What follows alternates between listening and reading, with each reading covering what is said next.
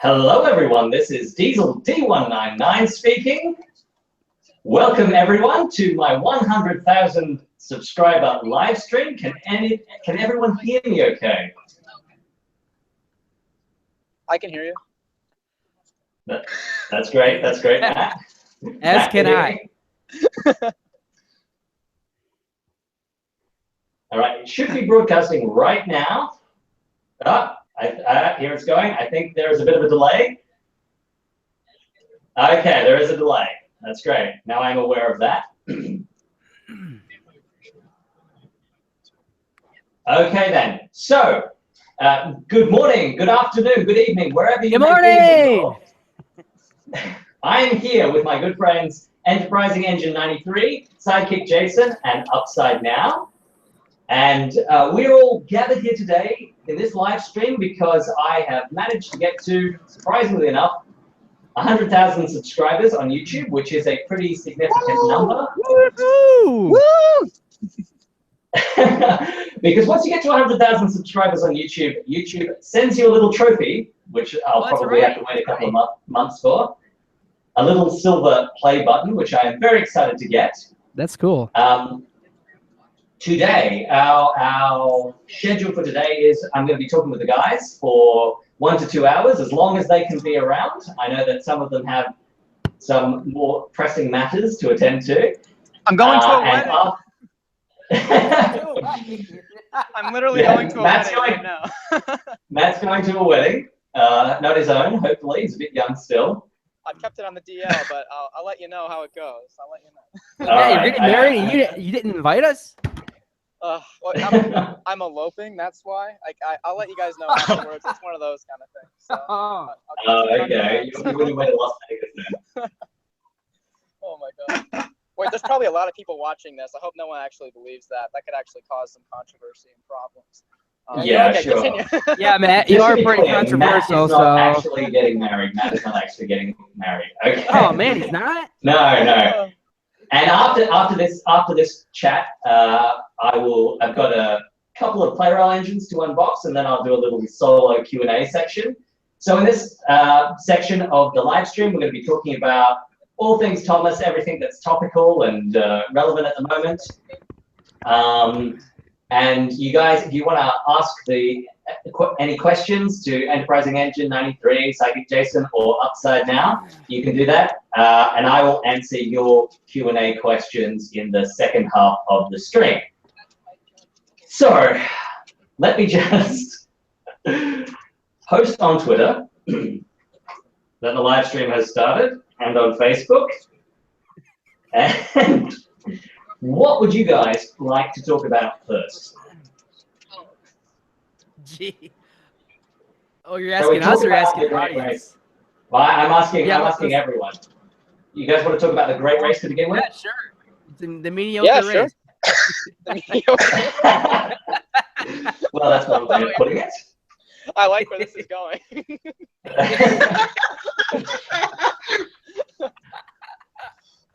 So, I think we have gotten what Nathan's first impression was. I'm just curious to hear, first and foremost, how do you genuinely just feel about the Great Race, having watched it, without thinking about it really critically, really going into the details about it? What was just your general feeling watching it? Well, I think it was really rewatchable because I've watched it like a lot now, which I don't know why. I don't know. It's really fun though. I mean, it's really fun. It does have some problems, but I enjoyed it. So I think that's important that enjoy something. But yeah, absolutely. I mean, I completely agree with you on that subject. I mean, I've watched it too many times, probably. Exactly. I mean, I have to say, I'm a big musical fan, and so, The Great Race was a really well-written musical, and I think that contributed a lot to my enjoyment of it and its rewatchability. Yeah, I enjoyed all the songs too. That was a good highlight, I think. Yeah, so Matt, Jason, how did you feel about it, just watching it? I do agree that it was so much fun to watch. It wasn't my favorite Thomas special, but I do agree there are some incredible moments in the film that just make it so like enjoyable to watch. Like Gordon's characterization in this movie is so fascinating to me because we learn so much about his insecurity through his relationship with his famous brother who gets to go on great adventures on the mainland. And that, like, Annie and Clarabelle also like just stole the show for me whenever they appeared. I think they're so underrated with how awesome they were in the film. And Yeah, I guess like, it's the moment. Pretty good. Yeah. So yeah, I think one of the really yeah. great parts about it is that I think in terms of the dialogue, it was actually quite well written. And I mean, I love just the way that all of the different engines talk throughout the film. There's a couple of cringy bits, but you know, I mean, Annie and Clarabelle, I absolutely agree. I don't think I've ever seen them done quite so well in Thomas and Friends before. And especially in the Brenner, fantastic consistently. Like since Blue Mountain Mystery, I have to say they really became gradually. I just look forward to seeing them all the time. Yeah, absolutely. So Jason, what did you think when you first saw it? When you watched it with your girlfriend? Hey! Heyo! Well, the thing is I kind of like, I regret the fact that I watched all the leaked footage back in like May when it came out, and then finally got to see it all later. I think I would have had a different perspective, like seeing all of it at once. Because I remember back in May when I watched it, I just was like, man, this is awesome. Like I really, really enjoyed all the different things about it from what I saw there. Then 4 months later, when I finally got to like watch the full thing, like it wasn't like as like, wow, this is amazing, but also like I had seen like majority of the film already. So I don't know, like, but overall, I thought the movie was fantastic. I thought it was a great Thomas special. Like I was quite happy with it. I thought the musical side of it was a wonderful new touch. I could see them doing that in the future more, and especially with Brenner's writing, like who wouldn't want that? That is amazing. So yeah, I really enjoyed it. I was kind of, everyone was like, oh, the new the 13 international engines, that's all for merchandising and stuff, but like they haven't even made all the characters into toys. So I thought that was kind of interesting as well. That is interesting. Just 1 second, guys. I think I was using the wrong microphone. Yes, well, that sounds way better. Oh, okay. That was my bad. Okay. It's so funny because you're like, yeah, I'm using this really high quality microphone. I'm like, right. Right. So now that's fixed, yes, I mean, I have to say, not producing all of those characters into some sort of merchandise form was a real big missed opportunity, because I think that really could have sold, at least in the home countries of each character. And one of the things that I'm still holding out for is maybe at the very least we will get like a minis set that has all of the characters in it. You know what I think about that is I think that maybe they're holding off on releasing all of them. It's just a random idea, but maybe like they're going to release them in the future. Maybe they just want to like milk all these characters. I don't know, because like you said, it just doesn't make sense to market all these characters heavily and not release all of them. So I'm somewhat optimistic because I really want to win Railway Young Bao. So, and Carlos. Yeah. Because Carlos. Yeah. Well, I mean, I really want a Shane, even though you know. Yeah, exactly. He didn't even get a line in the film. He didn't even get a close up. Yeah, he was on all the characters. cover. And he was marketed on the cover so heavily in Australia. Yeah, in Australia, it said like with new Australian engine Shane. Like there was a number of news reports about this character, the first Australian engine being in Thomas and Friends, because I think Thomas and Friends is quite well known in Australia, and it was, he just got nothing. He just got nothing. I mean, we got that little, the little promo video where there's all, g'day mate and wax on a surfboard and all that sort of crap. But yeah, I have to say, I've really wanted a Australian engine for a long time, and so to have gotten so close and yet so far is quite disappointing. Yeah. What was I gonna say about that? Oh yeah, it was funny because isn't he on the Australian cover of the Great Race DVD? He's not on it. There's just like a little sticker thing that says featuring new Australian engine Shane. It's so misleading.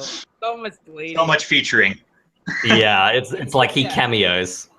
He's in the background of a couple of shots. Yeah, his name is not even mentioned. But his bassist is called the Whispering Giant, so maybe he was whispering the whole film, and that's why we couldn't hear him. Like maybe that's a good theory. Of course, yes, that may just be it. Oh my god. Here's this whisper.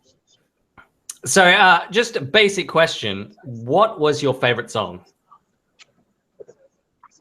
Will You, Won't You, by far. Mine was Streamlining.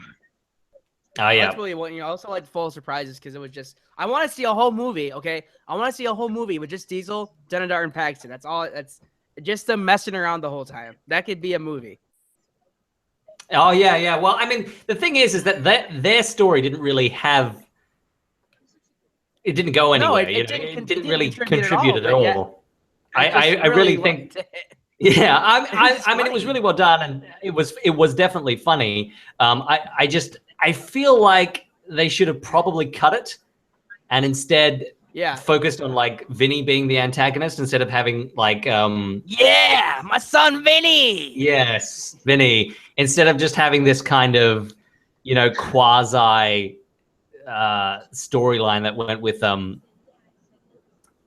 with Diesel. So wow, I mean, there's 162 people watching right now. The pressure is on. That's crazy. I'm just looking at this right now. That is pretty intense. Thank you guys all so much for being here. This is really great. I mean, my favorite song is "Will You, Won't You," and Will You, Won't You? I think it was just such a great way to start off the film because you have this big ensemble piece that takes you all over the island. The fact that you've got the narrow gauge engines, the small engines, you've got just random characters like. Norman that was singing, so great. Stanley singing, like Stanley! why? All except Toby. Yeah, all except Toby. Toby's getting no love. It's funny. Poor Toby. It really reminded me of Magic Railroad when Edward wasn't in there, and now Toby wasn't at the very end. He was there. Right. It's almost like they forgot he had a and, cameo. threw him in. He had a cameo. Yes. As has been pointed out to Unlucky Tug numerous times, because he made the mistake of saying that Toby was not in the film, but in fact, Toby got exactly 5 seconds of screen time right at the end, off in the distance. Let him forget it. I literally wonder if animators were like, "Hey, we didn't actually use this main character. Crap, we better throw him in the last shot." Yeah. Just chuck him in there. Exactly. Speaking of Unlucky Tug, going back to Diesel subplot, I loved his thoughts on video because he made a really good point on what they could have done with the Diesel subplot. They could have, those background engines like the Diesel shunters, that could have been Diesel and his friends. Like seriously, that would have been brilliant. Absolutely. Like that would have been so much payoff. But oh well. I mean, I have to say that and Diesel repainted themselves or something and disguised themselves as like the background shunters too. Like there were so many opportunities, Nathan. I agree. Yeah. But I think the point that I really liked in Unlucky Tug's video, and this was something that I also thought, is that it should have been about Gordon. Like, there's no reason why we couldn't have done a special about Gordon. Percy has gotten one before. I mean, James was a pretty central character. And I think that it really had the potential to be a really cool special. And I mean, my favorite part in the Great Race, without a doubt, is the actual Great Race, surprisingly enough. And I think that I'm just looking at the chat. Who's this guy who keeps saying that he hates me? I'm gonna block you, kid. Let's see. Put user in timeout. There we go. Oh man, you better watch out, man. He's gonna get interrupting my train of thought. Yeah, I really loved Gordon in it. And there's just. I can name my favorite shot in that film, and it's when Gordon sings, "My clouds today will have a silver lining." That moment, today I'll have a silver lining. That moment is such a great, the shot itself and the music at that point, and you really feel for Gordon, which is surprisingly. Normally, you don't really, sympathize with the characters in Thomas and Friends that much, but at that moment, you really wanted him to win and just show his brother up. I think it's really a missed opportunity, like you said, for Gordon, because we never really had a moment for Gordon when he really felt for him, really. I mean, with other characters, it's more easy to relate to. But Gordon's just big and proud. He never really shows he's vulnerable. But yeah, I think, actually, the Great Race, I almost felt like it was anticlimactic in a way. Because the music, when it was playing, like, I almost felt like when Gordon was like, his boiler is about to blow up. Yeah. And I don't know. I just thought that, like, the music there was kind of taking me away from the moment. You know what I mean? Yeah, I mean, could have been like, yeah. Well, he could have blown up completely. I mean, that would have been more realistic. But I think it would have put a bit of a downer on the film. If you see Gordon's face like flying into the crowd. Gordon's dead. Yeah, I mean, like, Gordon has died during the Great Railway Show. Thomas, I'm sorry to say. Hey, it's Alex. It's my friend from high school. Alex in the chat. Palms for the win. Really? There's your shout out, man. I don't know what you're doing here, but I don't know what you're doing here. I don't know what you're doing here. Well, you know, Alex actually is he's into train spotting, but only diesel locomotives or something stupid like that. So yeah, I know. Boo. Now, boo. Who does that? Who's like, I'm into trains, but I'm only into like diesel locomotives. That just doesn't make any sense. Is he full of surprises? No, not really. He's a. It's funny. Not many of my friends from high school knew that I was into Thomas. Like, sometimes I'd like bring it up kind of as a joke, but yeah, not many people knew. Oh yeah, well, I must imagine that everyone at Jason's high school knew. Yeah. Well, kind of. Oh, I think I said this. Rest in peace, I said Matt. this in Oh goodness. So I said this in Long Village's live stream that like no one in my high school like knew about it until my senior year when my math teacher like found out and was like, I'm going to show everyone about it. Sorry, a little bit. He's alive. Hello, everybody. Welcome back. I'm alive and well. Someone did actually ask, and I thought this was a really great point to talk about, is the bridge jump scene. Yes. So, what does everyone my favorite. think about that? Well, it's a thing. It happens. I'm not sure. I wonder how that all happened. When I think of the bridge jump, I think about how it all happened. Like, did Brenner think of the idea, or did one of the No, he didn't. He didn't. Like, I can't imagine that was the case. Did he? Considering Come to him and say, "Hey, we had this idea." Like, I don't know. No, I think that the toy came first, and the actual scene in the movie came second. That is my impression thus far. Yeah. But I have to say, I think it is overhated compared to some of the stuff that's been in the show. I mean, one of the things that I really disagreed with in Unlucky Tug's thoughts on video is that I don't think it is the lowest point for the series, as he said, right? Oh, I don't know. I forgot he said that. I didn't know that. Yeah, I don't think it is the worst thing that's ever been done. I mean, you know, even in look, Legend of the Lost Treasure, right? That whole chase scene with the boat, what the hell was that about, right? Like that to me is even less realistic and even more unexplained and crazy, right? True. Because they just come along. There is this giant boat. Somehow Sailor John managed to get it to the top of a hill. It's not even on like a level piece of track. And then they race along the rails. Like when I saw that in the trailer, I was like, what on earth are they doing? And you know what I think about that? Sorry, if you want to finish your thought. Actually, I have a thought on. Oh no, go ahead. Yeah, well, when I was like comparing it to, you know, I thought why the pirate ship why that chase works so much better is because there's buildup. For the Right, bridge of course, jump, yes. there's literally no buildup. Like, Yeah. you know what? They even could have just showed the bridge like, I don't know, malfunctioning, or just like maybe even like 2 scenes before shown the bridge like up, or like I don't even know, but like there's no buildup. Yeah. So then when the bridge jump happens, it just happens. I mean, there's no like weight to it. It just happens. I think you know that what was I mean? intentional, though. Yeah. I think it was really like, That's let's my just feeling try and too. think about this.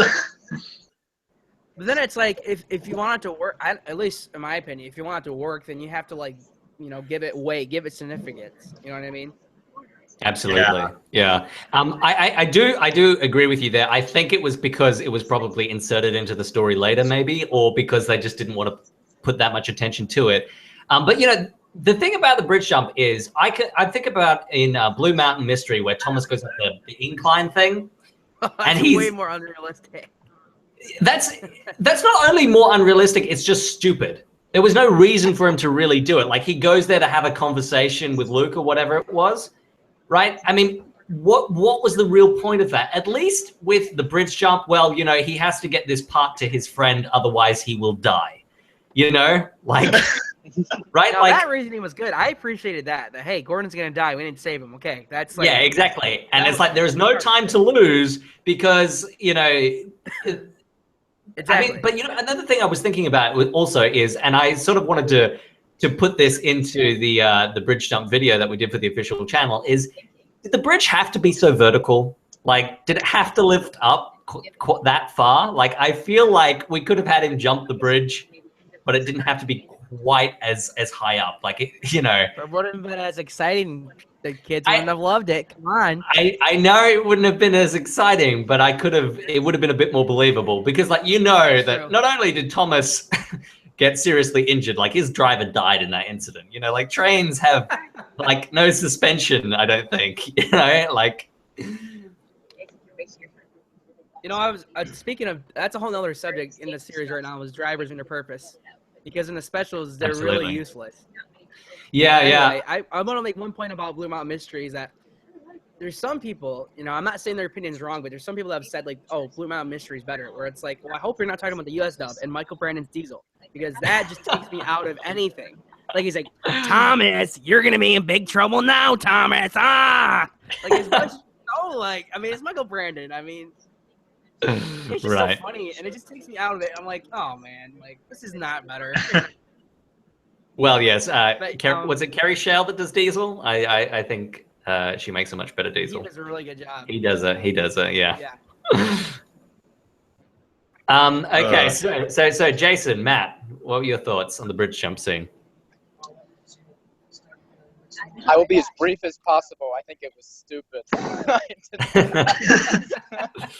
But I do appreciate that the bridge was raised instead of the bridge being level and Thomas jumping a bridge, just that gravity was considered probably in the slightest degree. Yeah, but you see, the problem is that he switches tracks, even though there's no real mechanism for him to change trajectory like that. Unless it was like super windy, maybe. I don't know. But, you know, because he goes from one track onto the other one. See, that part actually really did surprise me because I was like, oh, man, he's going to land it because he's going to go straight off and he's going to land straight, like, directly in front of him. But then the fact that they switched him to a whole nother track, I was like, are you kidding me? It makes it even worse. Yeah, I didn't initially get that either, that fact that he had, like, actually switched tracks, because, like, there wasn't even really any way to really animate that. DieselD199, check your Instagram. What's on my Instagram?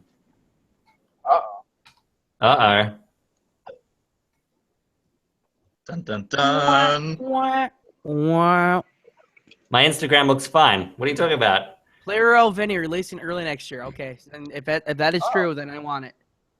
Is that true? Though. What is your source, Plarail Guy 01? Yeah. Please give me a Plarail. My source is my mind, man. I believe. Uranium Force 9000. There's your shout out. Well, I have a question for you guys. I know Trent's answer to this because you already said it, but who is your favorite international? I mean, I probably already know Matt's, but I'll let him answer anyway. Frida! That's right. Frida's design is so cool, and I love the blue, but everyone knew that. Yeah, sure. What about you, Jason? I don't know. Like, none of them, like, represent me, I guess. So, like, Nathan, where... There's like, no Mormon engine?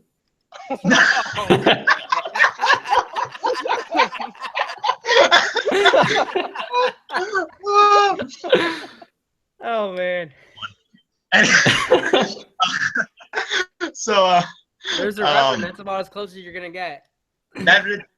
That's probably true.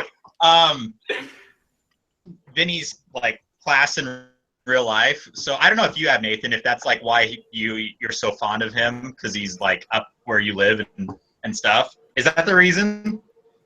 No, it's actually, I think Vinny actually ran a relay. It's actually like very close to where I live, which is So really crazy. It just, he looks really so none good. of them like, I mean, you can't deny that. And he's, you know, American, so, you know, USA. yeah. Sure, but there were plenty of other engines to go USA about. Yeah. I'd Really. probably say Flying Scotsman That's is my true. favorite one, even though he's not like one of the new international engines. I love the fact that they brought him into the series. Mixed feelings about the way that they like switched his character from his railway series persona to what it is now. What he did with it is fantastic, and the brother, like big brother rivalry and stuff. Like, I thought it was well done.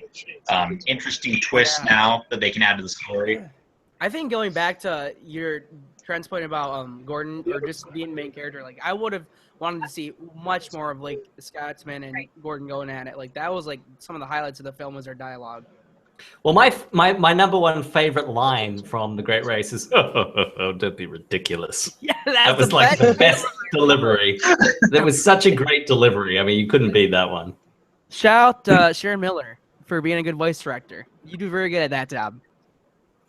Yeah, Yes, it we would have like been great it. if you could have gotten all the voices to match the engines that were on screen in the singing, but that would have, you know. I think that's editing. I don't know. I think that's editing, but Yeah, it might have been. shout out to the Spanish dub, which actually outperforms both English dubs, at least singing in my opinion. Is there a They were clean fantastic. version of that? I've seen it like on Twitter, but it's like someone I think they need to recording rip off the it TV. because I want it for instrumental purposes. So I have the DVD and Blu-ray. I'm trying to rip it. I need to get another. Can we get Spanish versions of the songs from The Great Race put on YouTube, please? Not that I would encourage copyright infringement. Yeah, you want to do that, but hey, if anyone wants to hook us up, you know. That would be great.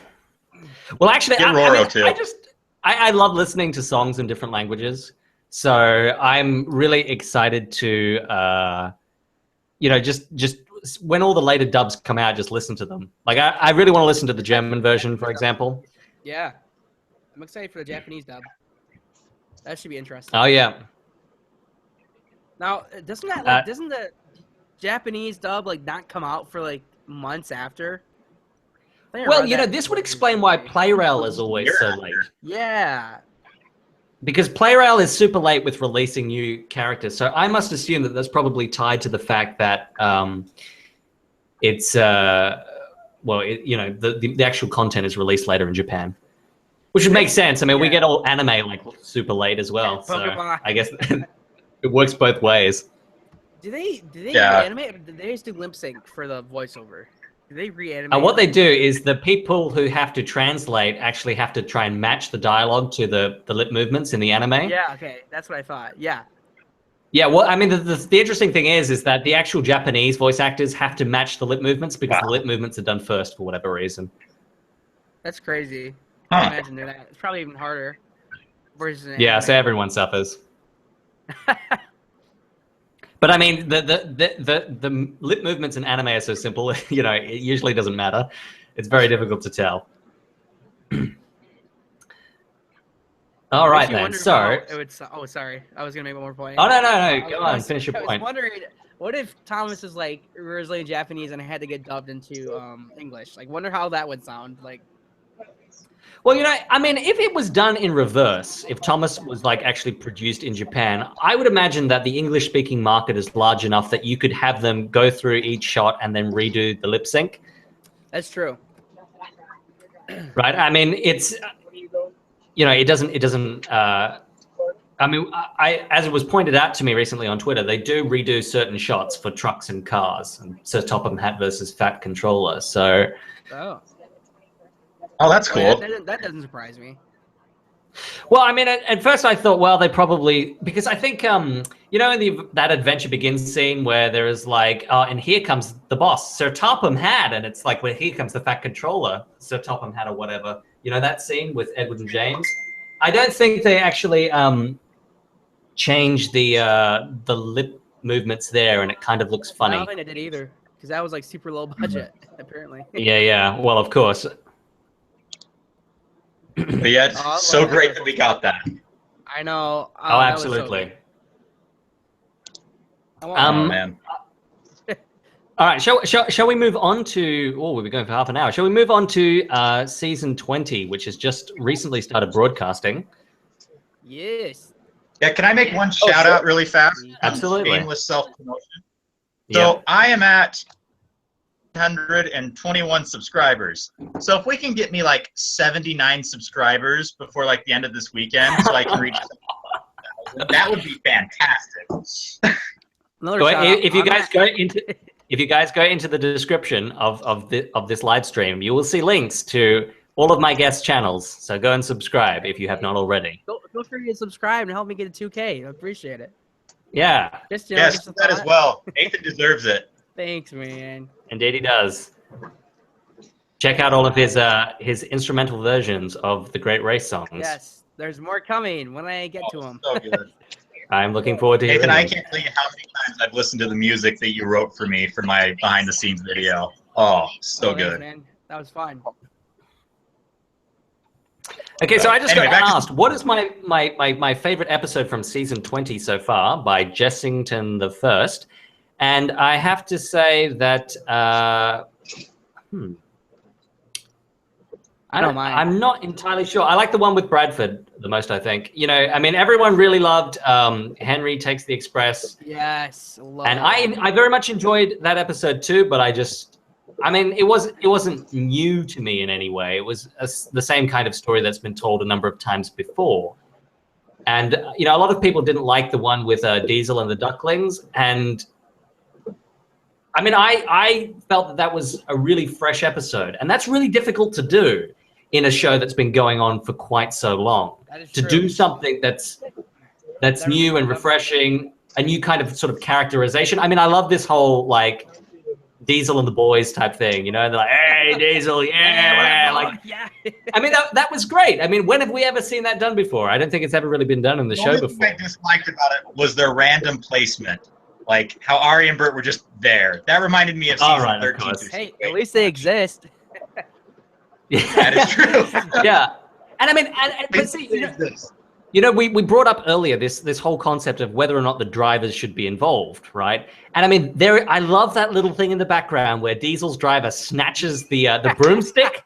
It's straight that is so great. I mean, it is so great because you're always thinking, like, do the Diesels have drivers? Do we ever see them? Like, are they in on all of these crazy plots? Like, it's one thing for them to be up with, like, Thomas's stupid antics, but, like, you know, oh, yeah, we're going to steal these crates from the docks, and Cranky's just going to give them to us, and then we're going to hide in them. And, you know, it's like, what are their drivers doing? And clearly they're not doing anything, because surely they would have been smart enough to know the difference between Thomas's whistle and Diesel's horn. Like, I mean, okay, Paxton, Den, and Dart, you know, not the brightest bunch, but, you know, it's... I mean, so that was a really nice detail in that episode. And I mean, you know, actually, I'm interested to know what you think of the music in that episode, Nathan. Me? Oh, I have to watch it again, to be honest. I've only watched it like twice. Does it have like some pop in it? Oh, yeah. Oh, I remember now. Yeah, I just had to get reminded. Yeah, I really like. Now, I saw someone said on Twitter that Renshaw's already better than Lincoln Jr. I'm like, whoa, let's not get carried away. No, I'm like, hey, let's not get too fanboyish. But no, his music. Yes, James Moore. I would like Flying Scotsman to be in season 20. I think, me too. I think my biggest concern that I had when the Hartshorns left is that, oh man, I don't want to go back to having crappy music in the show because that's like a big part of it for me now. But Renshaw's absolutely. It's not even a step. It's not even a step down. It's like continuation of the great stuff, and in some ways, it's even better. But yeah, I thought I really liked it because every single episode he's scored so far, there's been so much variety. Like he's always changing it up, and I think that's really refreshing. Like I can appreciate that, and I liked it. I had to remember what it was, but yeah, I like it. It was good. Great. So just briefly, what was all of your favorite episodes? I also like Henry Gets with them. Yeah, that one was, yeah. Jason, you go first. That was really good. Okay, so I liked Henry Gets the Express, but Bradford the Brake Van was also like really fantastic. And like I felt like Henry Gets the Express was like a refreshing, old classic series style story, like something that we just love in Thomas. Well, the fans will just eat it up because it's just classic. Whereas Bradford the Brakeman, it's like, well, let's put a new twist in this. Let's throw in a new character who has an interesting personality, and I really liked that. They did a great job with him. Yeah. I mean, that was the great thing about that episode is that we've kind of had a character like that, but not quite. The whole sticks to the rules type thing has been done before, but not quite in this way. They've usually been goody-goodies, but he's like an authoritative general kind of character, and I thought that was really interesting. Yeah. And I know this next point has been said, pointing out the death, but it's like Bruno's from Tugs, and I love that because I love Tugs. Well, I mean, and I also know. Oh yeah, go ahead. No, go ahead, Nathan. Well, I also know that Bradford is everyone on Twitter's favorite episode because like almost everyone has Bradford as their profile picture. Yeah, but I mean, he could have been and everyone's making a character, and he would be everyone's profile picture. That is the Thomas fandom for you. That is true. But it's like everyone's making customs of him. I'm like, oh man, how about you guys make customs of Vinny and send him right over? That'd well, be great. I think one is easier than the other, to be fair. That is true. I might make a Bradford custom. That can Right, be like- very good for shorts. Yeah, I mean, one of the things that I've really liked about, say, Bradford and Philip, who a lot of people seem to hate, is that they are unique and interesting characters, right? Yeah. So, for example, I do not really care for Ryan or Skiff. Well, Right, he's Ryan. You know, like there's nothing interesting about them. They're the same tired old thing. And so at least like a lot of people say, I'll disagree, but I'll agree to disagree. okay, sure, fine. All right, no, make your point. Make your point. Oh boy, I didn't rehearse for this. Well, I don't know. Well, Debate. I don't know. Why don't you like I had to me, think Diesel? about it, Why but don't you like me? My voice is I mean, for me, Skiff and Ryan stood out enough to be like, I can agree with Ryan not being as memorable, but Skiff was definitely, I mean, Skiff is a character we've never seen before. Whereas you can definitely argue that Ryan was just another Stanley. But I don't know. Oh, definitely Stanley. I'd love to see a Skip episode. Skiff and Ryan are not at the same level, admittedly. But I feel like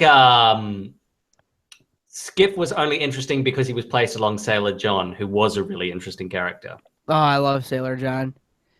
And he was also in an abusive relationship, which is something we've never seen in Thomas before. Well, absolutely. I mean, Or Skip. on that topic, right? A lot of people were saying, "Oh, okay, well, the Great Race was just so disappointing after what we got in Secrets, Legend of the Lost Treasure." Secrets. I was about to say Secrets of the Stolen Crown. It's you know. But you know, I mean, I was thinking about this, and you know, just sort of the kind of behind the scenes stuff that might have been going on with respect to these two different specials. I feel like there was a lot of horse trading. You know, it's like, well, we want to do all this really risky stuff that perhaps some of the, you know, the less creative, more executive types didn't want to do with Legend of the Lost Treasure, and in exchange for that, I think that the Great Race got to be more of their film. Like the Great Race was a really safe film, but when you think about it, definitely. Legend of the Lost Treasure was an incredibly risky film to make. I mean, the abusive relationship to start off with. I mean, we'd never seen that before. Not only is he always kicking Skip, you know, like he hits Thomas, he threatens to kill him with dynamite. Like, how did this come to be? Here's the thing. Apparently, Vinny's way worse, according to this fandom. Apparently, Vinny's way worse because he's a bully. This is the logic of the Thomas fandom. You think? No, I definitely do not agree with that. No, Sailor John is, you know, I mean, and this is the thing, is, you know, Thomas and Friends was forever changed, and Britt Allcroft lost her job the last time they tried to make a human character the antagonist, right? And they didn't pull any punches at all with Sailor John, right? Like they went straight in. You know, he is abusive, he is violent. You know, he's threatening to kill the main character of the show with dynamite. Exactly. I still find it really fascinating how that just all came to be. What kind of writing did what kind of rating did that get in the US? I wonder. Did it get G or did it end up with PG? Yeah, G. Not even. It still got G.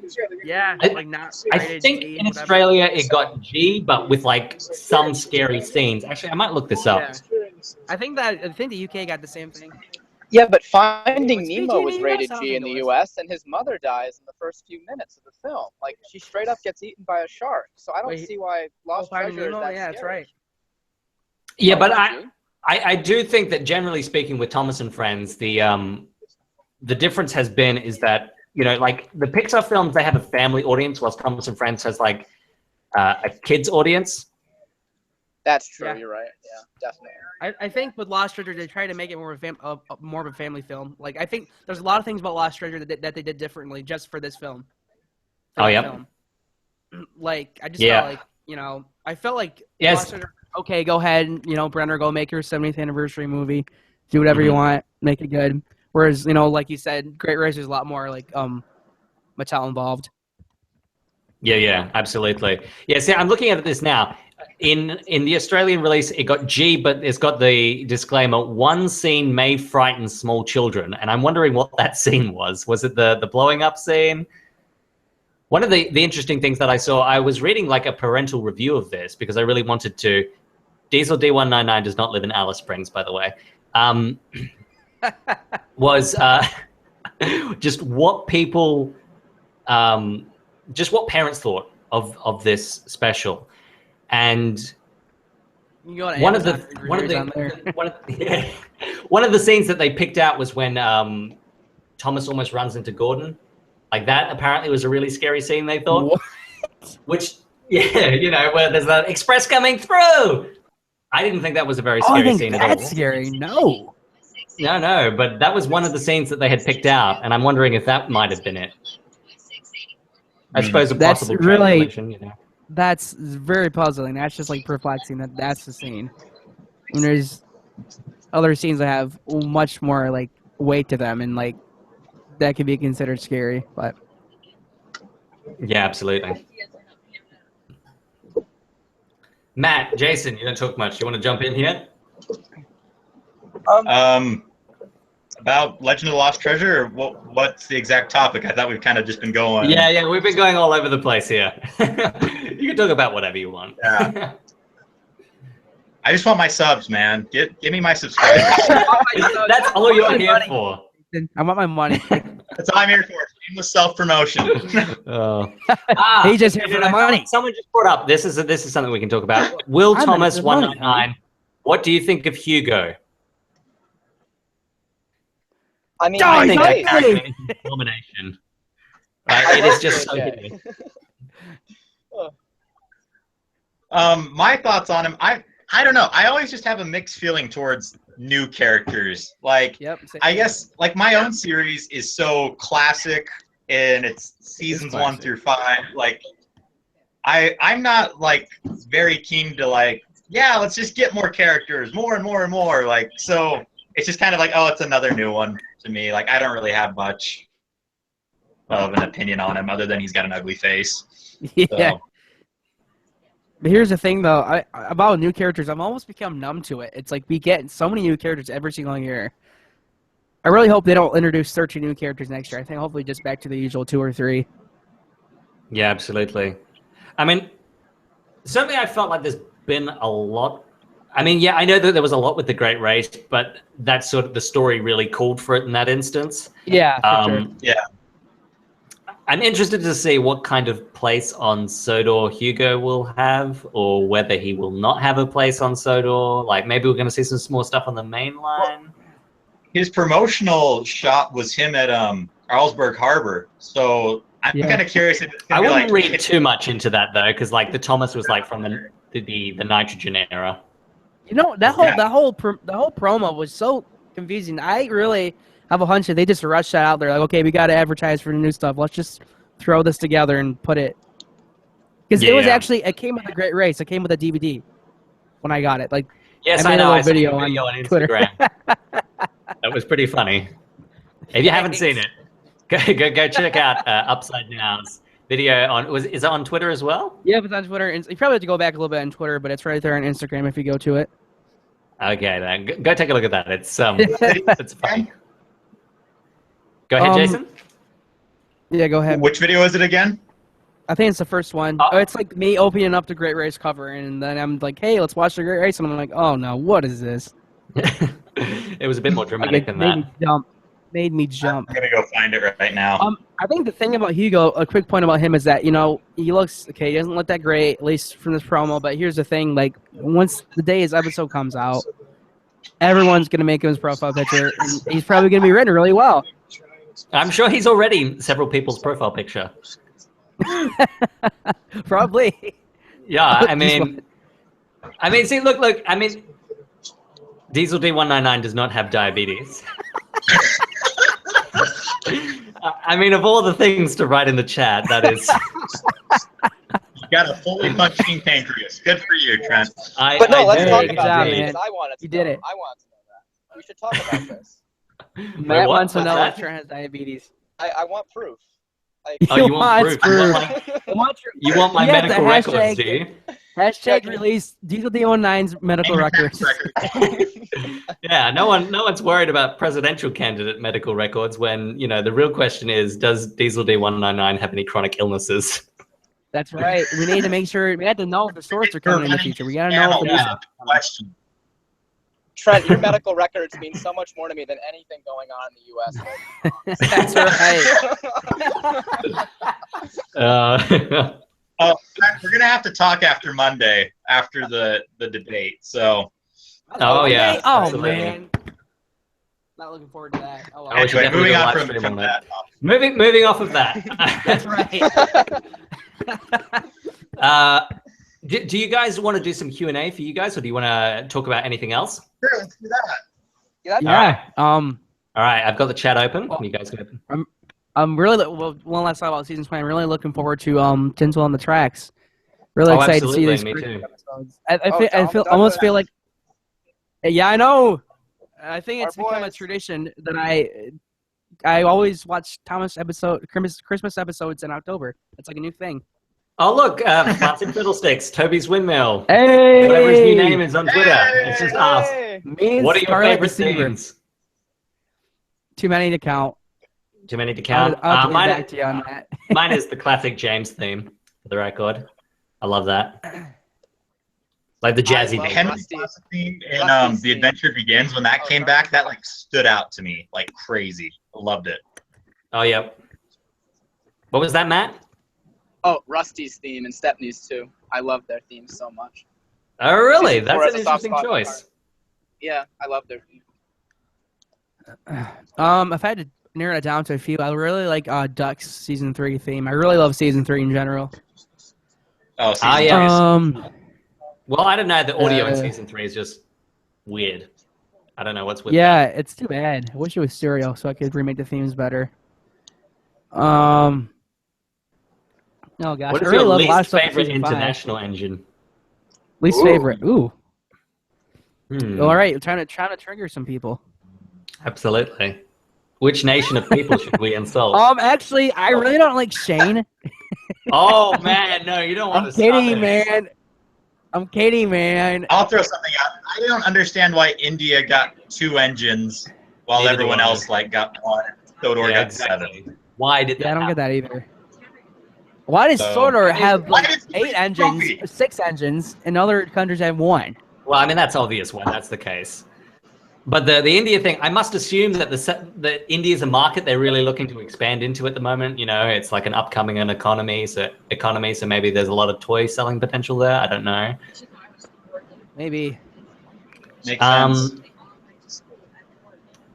Railway has to be in India, and I'm not sure if that is the case. I don't know. I don't know. Maybe but you know, stuff coming out later in the years. I have to say, in terms of my least favorite, like I don't really care for Raul or Ivan. Like they seem pretty basic characters to me. Like the basis, I suppose, like didn't excite me in any way. It was not like, oh yeah, that's really cool or interesting. It was like, doesn't Raul like just like Logan? Yeah, exactly. Yeah. And I would say maybe not what I'm gonna make Matt really mad, but I would say Frida only because she's literally there to sell. Hey, look at. It's a female version of Gordon. Like, But like I respect your opinion. But yeah, that's Matt's favorite engine we're talking about here. Yeah, I respect. It's okay. Just keep going. I mean, I think it looks cool, but I mean, I just feel like, hey, let's be more creative. Like, not just a female version of Gordon. I don't know. Because that's literally the selling point. Like that's how people know she exists. Because Thomas comes up to her and he's like, Gordon, and she's like, no, I am Frida. Oh, I just want to say, Gordon to you. My name is Frida. I am Frida, Thomas. Someone's asking. that one line. That was the best line in the whole movie. What one? Do I look like a Gordon? Someone asked, when is the TTA Community Channel doing the next remake? And the answer to that is, I'm not really sure at the moment. I don't think any of us are sure. Percy Engine has really manned the fort recently, so I think he's pretty busy at the moment as well. I would think the earliest would probably be January, because January is usually pretty quiet for me, so I might consider doing one then. Contrary to popular belief, we all have lives outside of Thomas. That is true. Indeed. I forget that sometimes, but yeah. Hard to believe with all the stuff I post. I mean. I know, man. Do you even have a girlfriend? Oh wait, you do, man. Nice. Oh yeah. Except she's not watching right now, so Come on. Oh no. She has a concert, so I actually have to go to it in like 45 minutes. So. Oh nice. Yeah. What the? You did the right thing. Yeah. Oh yeah. Let's see if we can get another question on here. I have a question. Of all the characters left that have yet to return to the series, who do you want to come back first? Oh yes, Duke. Yes! I don't know why. I just think the idea of like a narrow gauge engine with a tender is really cool. Yeah. Duke's easily my number one. I really want Terrence to come back too, but Duke's definitely number one. If they bring Duke back, though, I don't want it to be like Duncan, where it's like, we're going to give you 2 episodes in 1 season. All right. Just, like, forever. Like, it's like, keep him around. Do like what you've done with Philip and, like, keep this going and stuff. Like, I like that. I'm kind of disappointed that the narrow gauge engines, like, they weren't seen in season 19 practically. And then I think in season 20, we may only get them at, like, the Blue Mountain Quarry, and that's it.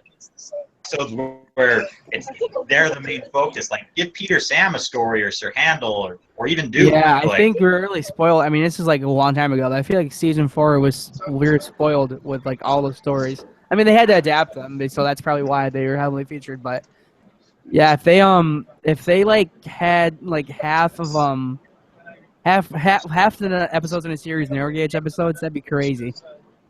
I don't think that's going to happen anytime soon. I know. I don't think they do it. Of course you would. Boko or Daisy? Ooh, that Oh, we have to finish this question. I think we might have to finish the question about who you want to come back, and let's see. Who do you think, Matt? Who needs to come back? I put a lot of thought into this, and I realized that I think Elizabeth is the one I'd want back. Oh yeah, she's really good. I forgot about her. And she's one of the few characters that can stand up to Sir Topham Hatt and say, "Have you learned to drive yet?" And things that like is true. Like that'd be so good to see. Like, she can get him flustered, and he can't argue back to her, which I really think is cool. And I love how, like, the Winston thing carries on from her comment, "Have you learned to drive yet?" And then he is always chauffeured everywhere or driving Winston. I think that's so interesting. So I love Elizabeth. I'd love to see her come back. I think it'd make a lot of sense for her to awesome. come back, too. Well, Jason, did you say yours yet? I think you agree on Duke. It would be awesome. I'd like to see Boko back, but I almost feel like going through and watching like the episodes with Timothy involved, they've kind of almost replaced the role of Boko with Timothy. Which is dumb. Yeah, because I like the dynamic of not only just Bill and Ben and Boko, but then Boko's relationship with Edward, and like that was kind of like the Wellsworth to Brendan branch line. Like I liked that group that they had going, but I don't know how well that would. See, I know translate now. Some people say, "Oh, Boko doesn't need to come back. He's just another blah blah blah." I think Boko provides a really unique character for the series, and I'll say why, because he's basically Edward of the Diesels basically, but we don't have a current character who's a Diesel that has the character traits that Boko has. Yeah. And I don't know. Can you imagine an episode where like Boko was like Philip's mentor in a way, like kind of the big brother Diesel to look up to and stuff? That would be awesome. I just like Boko because he's like super chill. He's like, oh, I can't. I'm trying to code him. I haven't seen season 3 in a while. Yeah. But yeah, I'd like him to come back. I think there's enough there. There's enough potential for him to be back. I mean, if Daisy, sure. Boko had more appearances than Daisy. I think I might be wrong there, but yeah, Daisy's back. I mean, it would have been barely. I mean, see, my thoughts about Boko has always been that there's never really been anything super appealing about him to me. He's never really stood out in any way. That's fair. I'm curious to see what they do with Daisy in the future of the series, because I'm so excited for Daisy. Didn't she get like 6 episodes or something? According to Lee Pressman. Yeah. According to Lee Pressman. Oh, Lee Pressman loves the Thomas fandom. Everybody just loves him. Anyway, yeah, apparently, I don't know how all those emails get through the legal team. Yeah, I don't even know how that works. Like, well, the Wikia posted something last week about like you can't like press them for information and then post it on the Wikia, like that breaches their contracts and stuff. So I'm kind of curious if something got leaked to the fan base about the future of the series, that like who's returning or something, and they're trying to keep it hush hush. There was also that Sam Wilkinson Facebook page, Talk Thomas. I miss that, man. People ruin that. I miss that page. That was a good thing, and it got ruined. I agree with you, Nathan. I know. People were just asking all the wrong questions. Yeah, like, oh, is so-and-so going to come back? I'm like, no, just be patient, man. Yeah, I mean, knowing about it isn't going to make any difference. Exactly. Yeah. Yeah, I mean, see, I really hate the sort of spoiler culture that exists in all popular media these days, right? Yeah. I don't want to see any of the trailers for the new Star Wars movie. I don't want to see any of the behind-the-scenes images, any of the promo pics. Like, it's Star Wars. I know I'm going to go and see the movie. Just tell me when it is released, and I'll watch it all then. I can wait. I would much rather see it. I would much rather see it knowing nothing. Like a week. I'd say internet for a week. Yeah, well, I mean, I had to go. Couldn't do it. I went and saw it at midnight when the last one came out because I just knew that it was going to be ruined. It was going to be ruined. That's right. See, the one thing I was kind of disappointed with season 20 being released is like, so where I'm at in the United States, the episodes are like getting uploaded to YouTube at like 2 or 3 in the morning. I know. I'll either stay up or wake up to go watch them. But it sucks that the only way I know if they're actually released is if someone's tweeting like spoiler images. I know. Like I wish like I could just like find out that it's up without finding out like what's actually happened yet. I wish it was a streaming situation where they, instead of like using Milkshake, it was like a Netflix thing, and then the whole season's put up, and I could just watch it all in one amazing. Well, I mean, actually, that's an interesting thing to talk about, because I think one of the worst things about the show at the moment is the distribution of it. That is the most poorly done aspect of it. Yeah, there's some problems about it, especially in the last year with the whole season 19, how that was handled. Well, yeah, I mean, the adventure begins, like the utter shambles surrounding that. I mean, Australia got it like after Legend of the Lost Treasure. Like, I mean, it was just ridiculous. I mean, all I want is a copy of the UK version of the show in HD. I will pay for it, right? But you have to actually provide it to me. Give me a way to actually purchase it, which they don't do. I mean, the US iTunes store seems to be the best place at the moment, right? Like, you guys have already got up to season 18. Yeah, I think so. Yeah. And I mean, I emailed the ABC, which distributes Thomas here in Australia, and said, "Are we going to get any more like complete season releases on iTunes?" And they were like, "No, we're just gonna keep releasing like these 6 or 8 episode things." And it's like, why? It's like a government-run like broadcasting network. Like, it's not even for profit. Why can't they just put it all as one season? Oh, After the Adventure Begins, I mean, it came out in the U.S. first, but even like, man, I had the like. So that I got it, so I was classic wasting my money. So I got it on iTunes at midnight. I'm like, oh man, it's so flipping good. I mean, there was a whole thing you wanted to support it too to make sure it did well. So I went to Walmart the next day. Yes, Walmart. Oh man, you'll never find a more wretched hive of scum and villainy than Walmart. Anyway, That was so yeah, beautiful. so I had to like, hey, Star Wars quote right there. You watch Star Wars. That's a good so film. I've seen those. Those are good. Dude, they're so good. Anyway, so I go in there, and like it's not even up. Like they have like the box, like it's so unorganized. They have like this big box full of new releases, and I'm like, I think I actually had to ask the person working there, hey, do you have like this copy of this movie that came out today? So I had to like bring it out, and I think like I got it. Yeah, I got it that day, and I came back like they didn't even like have it on display. Like I just feel like it's so ironic because this is like basically the best Thomas special there's ever been produced, and like hardly anyone's gonna see it. You know what I mean? You know what I mean? Well, I think it sold quite well. Like I think people were posting pictures of like the top DVDs. It did end up selling pretty well, which is good. Yeah, I mean, because I really, really, really want that sequel. Please. Me too. Yes. And I guess it will be a couple I'm before we get it, apparently, because I think there was an idea it was going to be like right back to back, but I guess apparently that's not the case. But no, yeah. well, I mean, I must just because there's such a delay between writing and the actual release. If they were waiting to see how it did, we probably won't get it till I don't know, maybe between after season 20, maybe after season 21. Yeah, at least after season 20. Yeah. All right, let's take a look in the chat. Chat, you got any other questions? I think I saw one. I have to find it. Connor and Caitlin should come back in season 20. I don't really care for them. They're all right. Yeah, They're just their kind of there. personalities aren't much to work with. Unless you want to go back to, but I think we're all sick of racing at this point. Derek should make a comeback. Yes, I like Derek. I wouldn't mind if he came back. Chris for Derek. Hashtag Chris for Derek. That's right, dude. He's very good.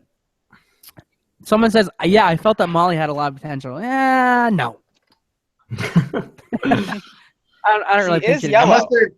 She is yellow, guys. That is a defining Here's the thing, characteristic. though. You know why I think Stephanie and Terrence would sell really well? Because they don't have any other orange/yellow Thomas toys. I mean, that I can think of off the top of my head. So yeah, I think they should introduce them slowly because they would sell well. Because the parents haven't bought the orange Thomas character for their kids yet. And I know I always hear about how the toys have to like pop, and that's like for example, you go to like Ryan, look at Ryan, like, oh, he's purple. Like there's not really a lot of purple engines. No, of course not. Kind of like how for the Adventure Begins, they didn't make Thomas like the brown livery like he should have been. Like they made him like the turquoise kind of color. Well, yeah, you know I think brown engines don't sell well. Yeah, exactly. Yeah. Poor Toby. Which concerns me because Duke might come back. Oh, well, maybe that's why Toby is like kind of forgotten these days. That's really why that's really disappointing because Toby's awesome. Because you know, with the Trackmaster Revolution stuff, right? Toby like they released I think all of the Steam team except Toby. Like there was a real delay with Toby. Like I'm pretty sure like Fearless Freddy came out before Toby or something ridiculous like that. Oh. I was at Target yesterday, and literally, I think it's all stores. There is literally this like pandemic of Toby everywhere. Like he's just not selling in Trackmaster. Oh wow! He literally just filling all the shelves that I've seen. Wow, that's it, guys. We need to go. I'll go to all our stores and buy all the Toby, so Toby will survive. You know, on that point, you mentioned like orange engines. You mentioned orange engines. There's always been an oversupply of Rusties, right? Really? Like before the Trackmaster Revolution, at least in Australia, whenever I went to the store, you would always see plenty of Rusties left over. Like maybe orange doesn't sell well for whatever reason. If that's the reason, I find that crazy. How can I don't? Huh? You would think it would because it's a bright primary primary color? Kind of Like, primary. it could be that Secondary. it could be that he Somewhere in was so between. popular that they overstocked him, thinking that he would actually sell, but then because he didn't after a while, and that's what they call a surplus. Could be. I don't know. I saw that going back to doors. I think what was it? The Blue Mountain Mystery characters sold really well, so they're like, oh, next year let's just order a huge amount of the new characters and stuff. They did, and then now there's just this huge surplus that is still today in Walmart. So really, the one by you? is someone driving? Matt's Actually, the driving, car- isn't he? Man. Yeah, the car just stopped though. The car stopped. Why is it making more noise now? You know, going back to Okay. marketing and toys. Oh, actually, I was gonna make one more point about. Okay, no, go on. Yep. So you know how like Thomas is like the main character of basically every special, and how we wanted to see Gordon like be the main character for the Great Race. I'm like, I don't see why not. Like, Gordon would sell just as well as Thomas. Like, I just kind of Absolutely. how they have to make And I mean- Thomas the main character. It's kind of perplexing to me. Well, I mean, we're the allowed. Flying Scotsman. I don't go on, Jason. What? Allowed to do Gordon's Grand Adventure because Gordon is like one of the top characters. Like, he does sell well. So Oh, absolutely, yeah. And I mean, even if Gordon isn't the most popular character, like the novelty factor of having two tenders makes Flying Scotsman a real seller, I would imagine. Yeah. I hate the fact that they overlooked that in the Great Race. And they Like, it's didn't just even, mentioned, like- but it's not like, why does he have two tenders? Like, what good does that do? Like, they didn't explain that at all, like the Railway series does. They didn't Yeah, even well- like remodel for Flying Scotsman. Like that. Come on now.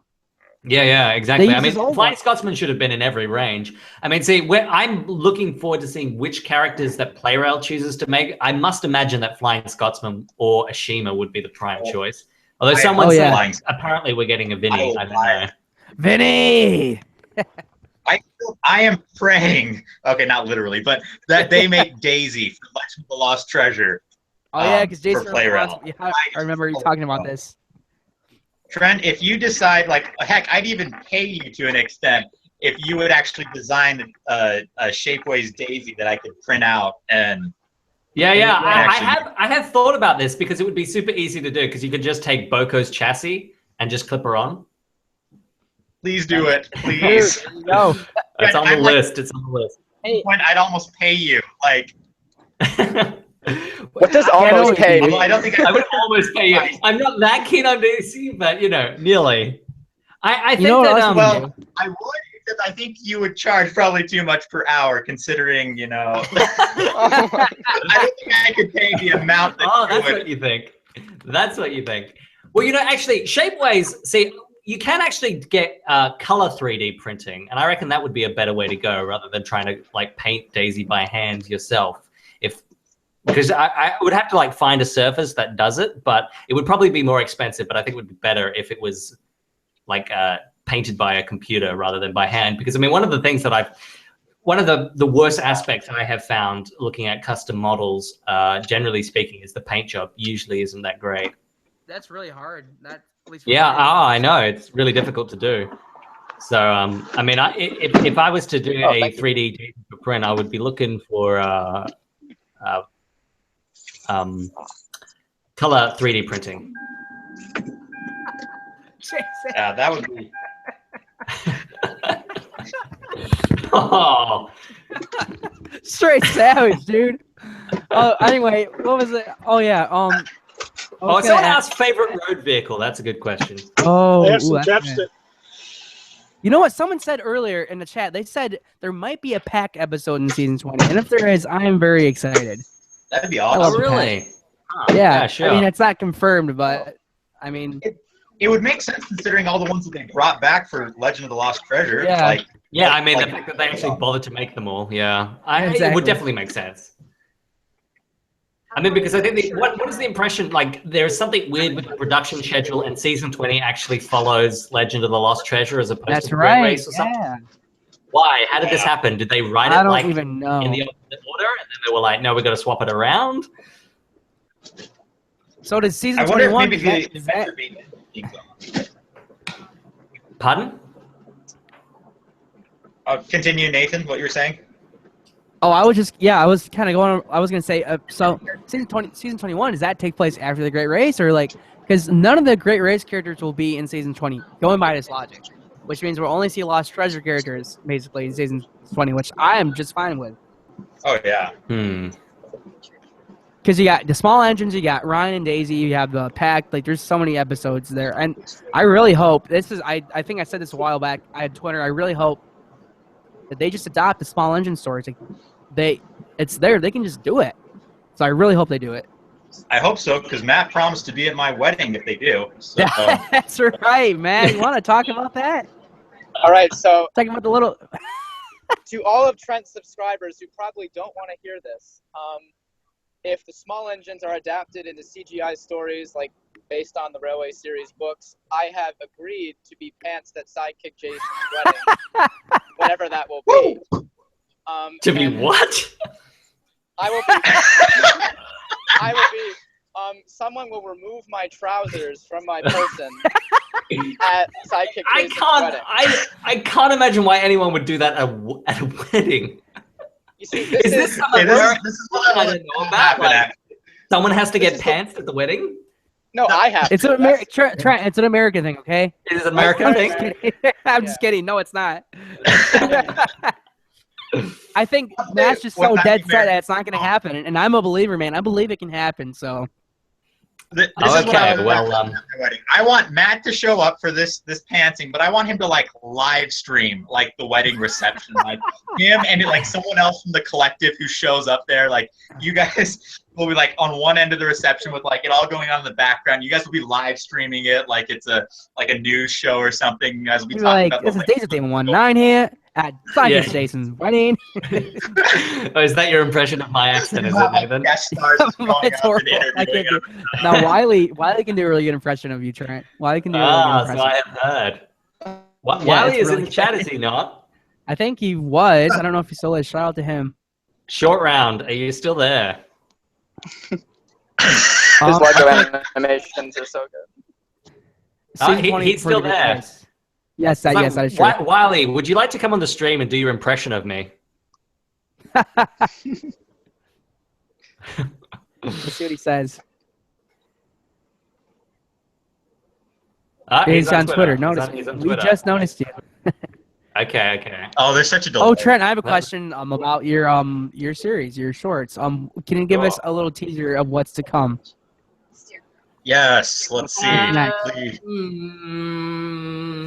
Maybe not. Maybe. Come on, man. Give them what the people want. I genuinely. This is actually an interesting conversation in and of itself, and we might get Wiley in just a moment. But one of the things about being like, you know me, guys. Like, I am like really slow with making videos, and one of the great productivity. Oh, look, it's short round. DieselD199's. Wiley.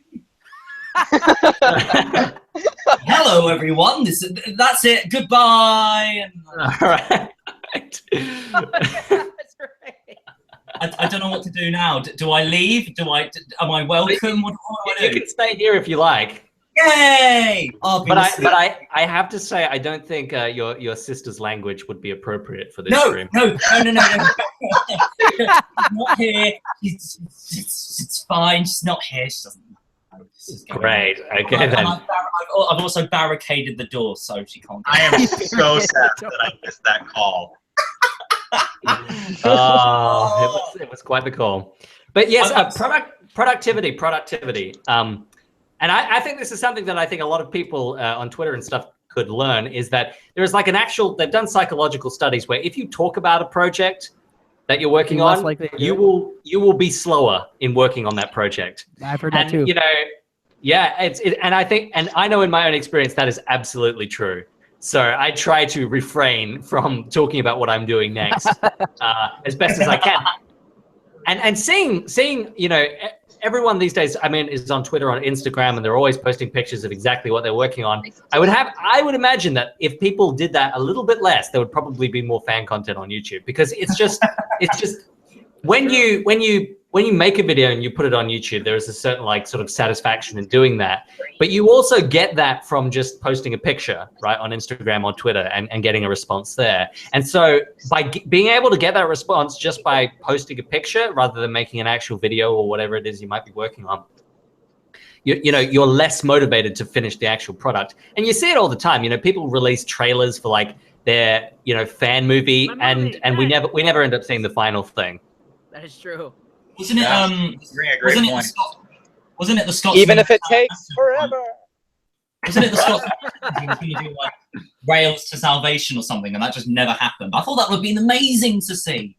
I'd love to have seen that. That's true. Oh yes. Someone asked Emily or Duck. Duck. Emily is just I never really been a fan of Emily. Yeah, I mean, I have to say I really appreciated the sort of Emily Duck humor in yes, that was amazing. And people flipped out. People were like, oh my gosh, stay strong, Emily. I'm like, dude, it's just a joke, bro. Calm down. I mean, that was such a great wink wink moment from the writers, you know, like when she just comes up to the shed and I know, you know, they didn't have to do that. All this fan stuff, they don't need to do that. They don't need to please this obscure group of man children that like this show. They don't have to do that, but they do anyway. And people still aren't grateful. I don't know, man. But that was hilarious. I love that bit because she basically replaced Duck. Like Duck was like that member, and I think that's a big reason why I never really cared for Emily, because she kind of replaced, like, in my opinion, she replaced Duck, and I really like Duck, and I still do. So that was That was definitely the choice they made. Which of these engines? What's the last one that nobody cares about, or what they think that nobody cares about? Duck. He's the 8th one. Oh, get rid of him.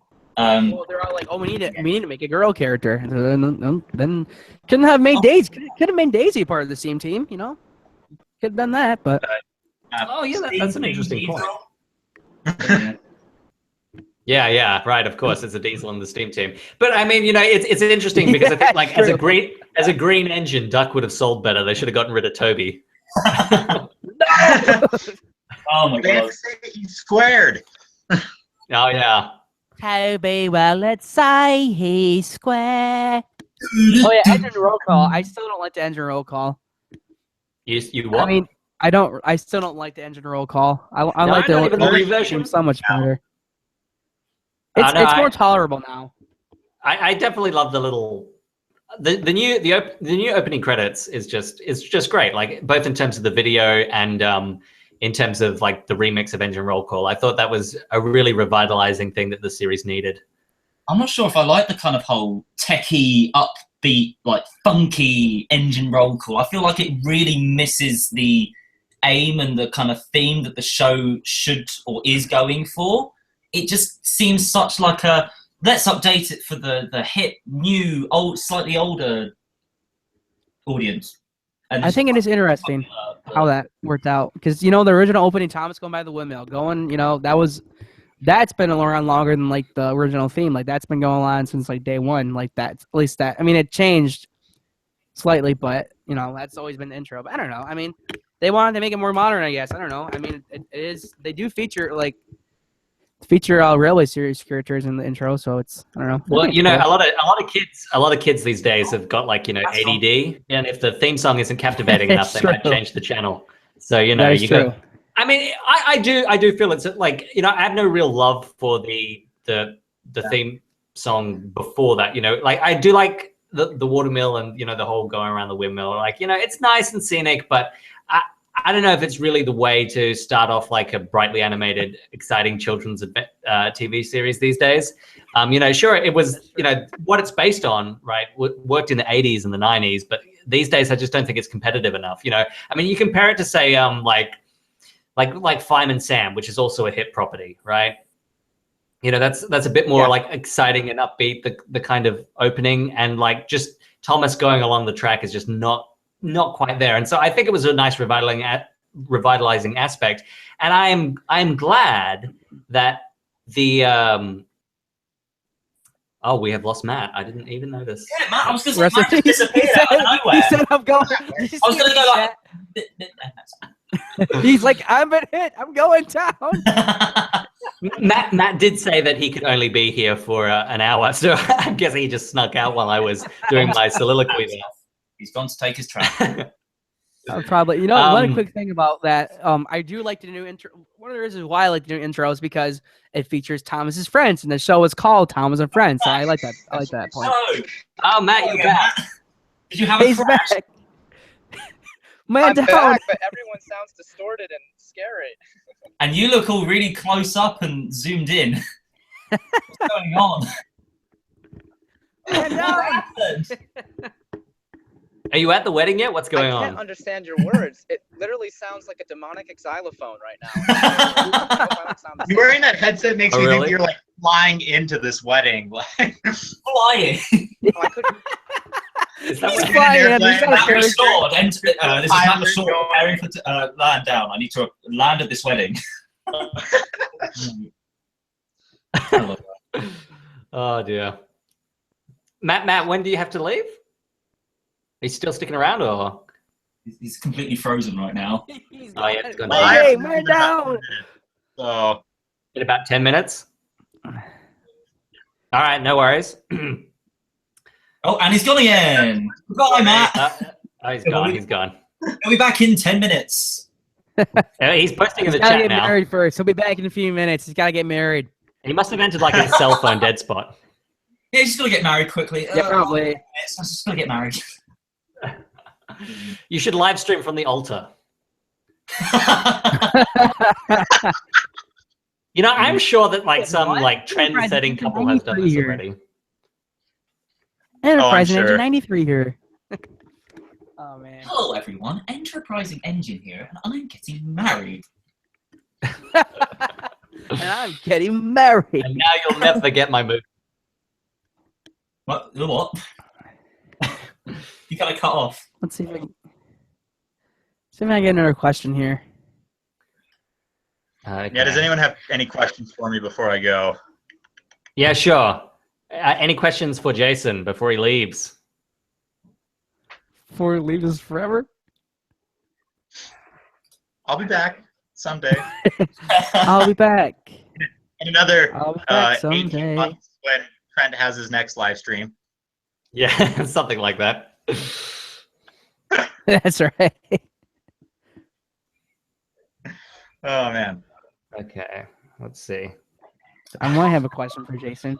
I don't know. 45 people watching. How do you do your hair? Hey. Oh. Okay. You know how I do my hair? Whoa! Wow, we got some of these questions here. are a little crazy. So. Oh my gosh. Wait, what are we getting? Yeah. Yeah. Okay, so how I do my hair? Literally, I take a blow dryer to it. I like push it back with the blow dryer, and then I take This a is can of very hairspray educational. and I cement it down with that, and that's it. Classy, man. Matt says goodbye in the chat. Hi, Matt. Oh no. Have you? Bye, Matt. Good luck. We'll miss you. Don't say I It's like- ruin your life It's forever. like before Sir Top Hat goes in for his wife's birthday party, and Thomas is like, "Good luck." Oh yeah. Okay. Cheeky. Don't say I do. My wife's birthday party. Oh. So someone just asked, Jason, will you ever do a movie? Ooh. Possibly. It's something Jason, I've what's your been movie? really considering. Because my series is very it's seasons 1 through 5, and so if I'm gonna make a movie, it's got to be something that would be in that era, but not Magic Railroad. So I have a couple of ideas, and I've bounced them around with the different people in the collective and stuff. But there may be something. I thought about it because YouTube has this feature where you can pay to see a video, and so I thought well, if I make an hour-long movie and charge people $1 to watch it, that, I'd be curious to see how that turned out. So it may be worth it. I think I'd rather see a film actually just about you, Jason. Forget Thomas and stuff. A film about Jason. I just released a 6-minute video all about my life last week, so I think you should be Let's turn content. it into an hour-long wanna- feature. I want to see a Oh movie my about how Jason got his girlfriend. Oh my gosh. The tragic story of how the man. I spend the next 7 minutes to quickly tell you that story. Hey, Roro's here. Oh, is Yay, he? Roro! Hey. Hey. Z-Mark Anthony. He's here. Steve Garcia asks Jason, will Diesel 10 be in your series? He will not. My series is seasons 1 through 5, and so it cuts off before Magic Railroad or season how 6. dare you? Magic Railroad's the best, man. Oh, no. So faithful to the Reverend Audrey story, I think you're misinterpreting the Magic Railroad. You know what I would love?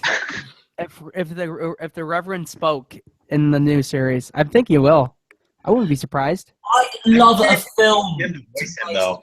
That's really random. But yes, I want to see Jason's movie. I'd love a film based on the Reverend Audrey. Oh, yeah, I'd love that. That'd be amazing.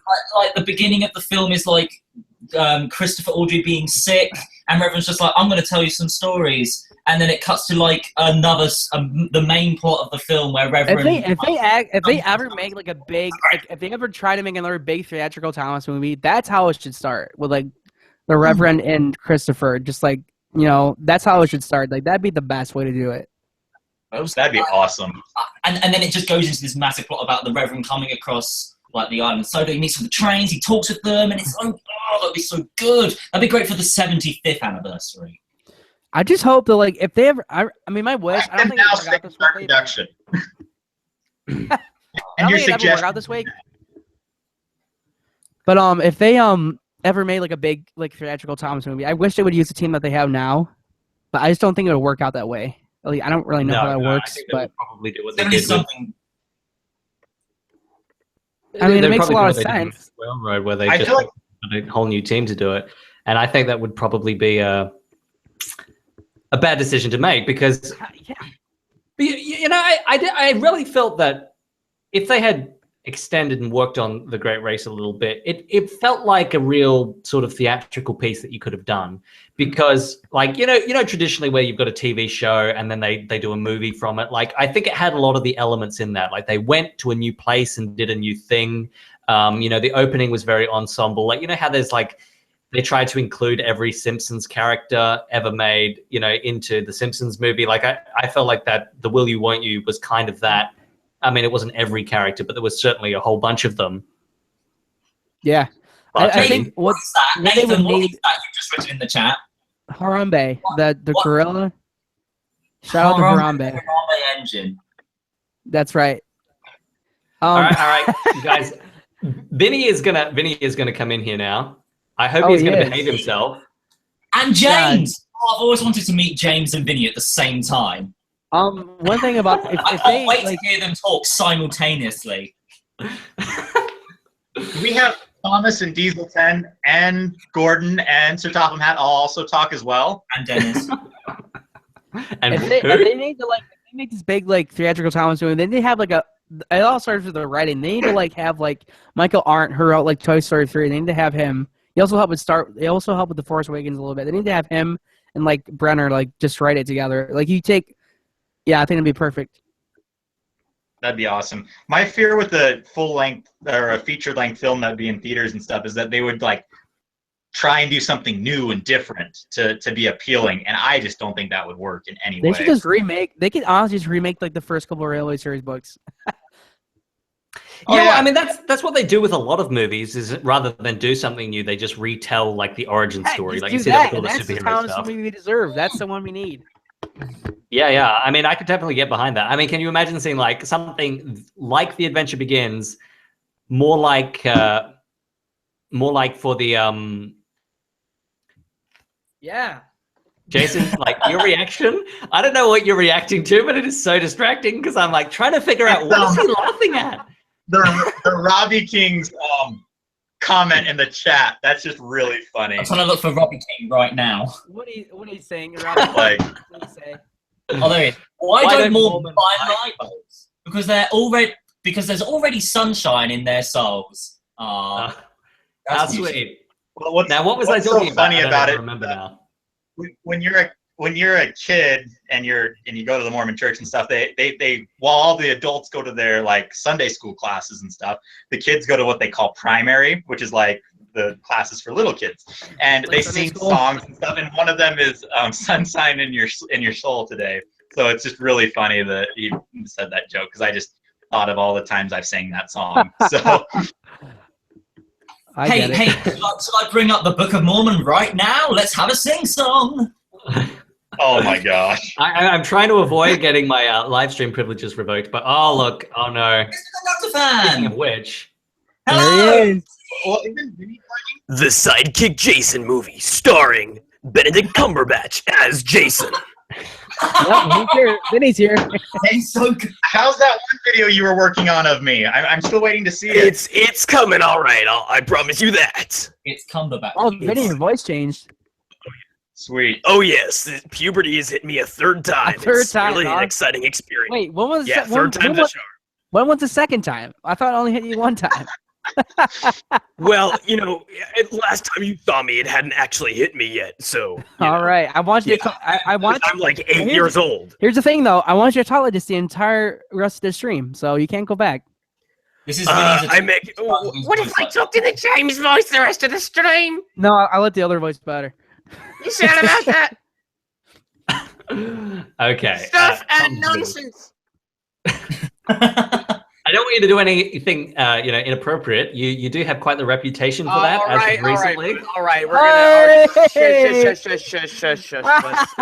All right, man.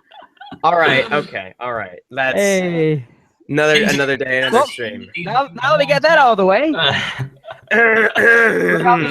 this live stream's rated G.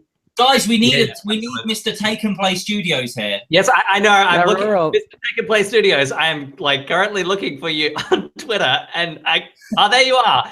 This is because you changed your name to 6 days till my birthday, so I couldn't find you. I hate when that happens. I have to confess, it's hard to find a better engine for the Express. Someone was just shouting Gordon voice in full caps.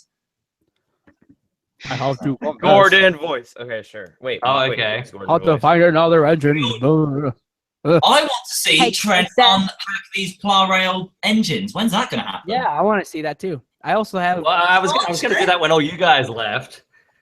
Oh, so we're not cool enough to unbox with you, man? Oh, that makes a lot of sense. Yeah. Trent, you can't. I was about to say you can't get rid of me, but then you probably. I have my Ertl. I do have the ability to boot you all. Yeah, I know. Take a Play Studios is coming. Don't do this, man. Wiley has great physicality. We can definitely do the unboxing whilst you guys are still around. Okay, that is not physicality, Wiley. Calm down. Yeah, that's what I'm saying. I have a Ertl. I have an Ertl 10 cents and an Ertl Doom box. Should I unbox them? Yeah, sure. No, there you go. Hey. What up, I did not have my birthday. What the hell? Yeah, what's up with that? I don't know. Yeah. We were apparently both conceived at New Year's Eve or Christmas time. Woohoo! Wow, that's hey, no one there ever does that. There it That's is. exceptional. Hey, ready to hear Both our birthdays are this Friday. On the 30th of September, guys, you can celebrate mine. And well, I'm glad we've got onto conception, but I mean, for once I'm not the one to bring up the inappropriate subject matter. So yeah, Wiley, would you care to explain to the audience that Trent has gathered here of 5-year-olds to explain the birds and the bees? Yeah, let's not. Please proceed. I'm anticipating this. And I really want to take it out of the box. Okay. Wait, what? You're unboxing at 10 cents? Yeah, man. Oh, yes, do your unboxing now. Let's keep changing the subject. Let's do that. That's a good idea. Let's keep changing the subject. Yes. I mean, I would. If I unbox anything, it'd probably be the Duke. All right, Jason. Oh, Jason's leaving. Bye, Jason. Bye. Bye, Jason. You Have can fun at your girlfriend's concert. What? Have fun at your girlfriend's concert, man. We're all rooting for you. Oh, I thought he said girlfriend's wedding. I was very confused. Yep. Jason's getting married today. Woo! Everyone's getting I was like, wait, no, wait. Is this like a love triangle with another man? What is happening here? Okay. Nope, that's all right. Let Jason speak, please. As far as you guys all later. So thanks again. All right, thank you very much for being here. Bye, Jason. Bye. Oh, really? Who's trying to get Matt to dab? Mark Anthony. Oh, Matt, okay, yeah, that's. Matt's not He even here messaged me anymore. on Skype like, "Hey, you beautiful blonde, get me in the stream." No, not real. No, I'm not. No, I'm not gonna. I'm not really. Well, no. you- Speaking of you- inappropriate have to- people, What? well, I just feel like I've spoken to him on Skype like twice. I don't have. This isn't. I don't really know him. Yeah, right now we'd just be having our casual Saturday Skype calls. Oh, yes. yes. With the Wiley dancing, I guess. With me moving around, probably swearing a lot more, and starring my sister. Dude, Oh, that man. was fantastic. That was so fun. That was so Everyone- beautiful. Trip my Instagram out. You want to trip my Instagram? You look at my Basically, for everyone who doesn't know, people in the chat and whatever, I live in Essex, which is the chavviest place in the whole of the United Kingdom. And I live in Chelmsford, which is the main county town or city of this said place. For those of you who don't know, it's a bit like Jersey Shore for UK. And me and my sister, if you can call us that, are completely different. And she's very chavvy, very kind of, oh my God, yeah, so Stacey, and then that kind of thing. And I try my best to purposely avoid that kind of thing because I hate it so much. And she is the spitting image of Joey Essex and other countless examples of bland, basic girls. Just, and basically, so I think it was like 2-3 weeks ago, we were all having a Skype call, and my sister comes in because she always like sometimes. I'm not the Charitas C-Mark, I speak the Queen's English. She came in like 3 weeks ago just because she always likes to like come in and just ask how I'm doing and play loud music from my computer. And I was just speaking to Trent and stuff, and I was like, "Oh, these are the guys I work with for the TCC." And she's like, "Oh, who the Thomas guys?" And I'm like, "Yeah." Oh, this one's got, he's just passed 100,000 subscribers. Congratulations, by the way. Well, thank you, boss. And she's just like, "What? Right, it's got Instagram. Right, it's got Instagram. So these are add you on Instagram. Yeah, Trent. A bit like all my photos. Yeah.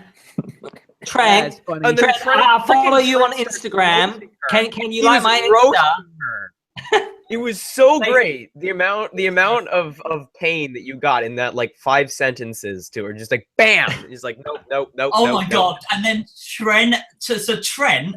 No. I am a respectable gentleman, and I. Oh, sorry. No. We We can't call him Trent. He is DieselD199. Yeah, exactly. This is a guy who I've been kind of growing up watching, and I've loved his videos from time to time. And I'm finally in this position And he starts roasting his sister. So I'm finally in this position where I'm like, okay, cool. Now I'm like one of the cool guys.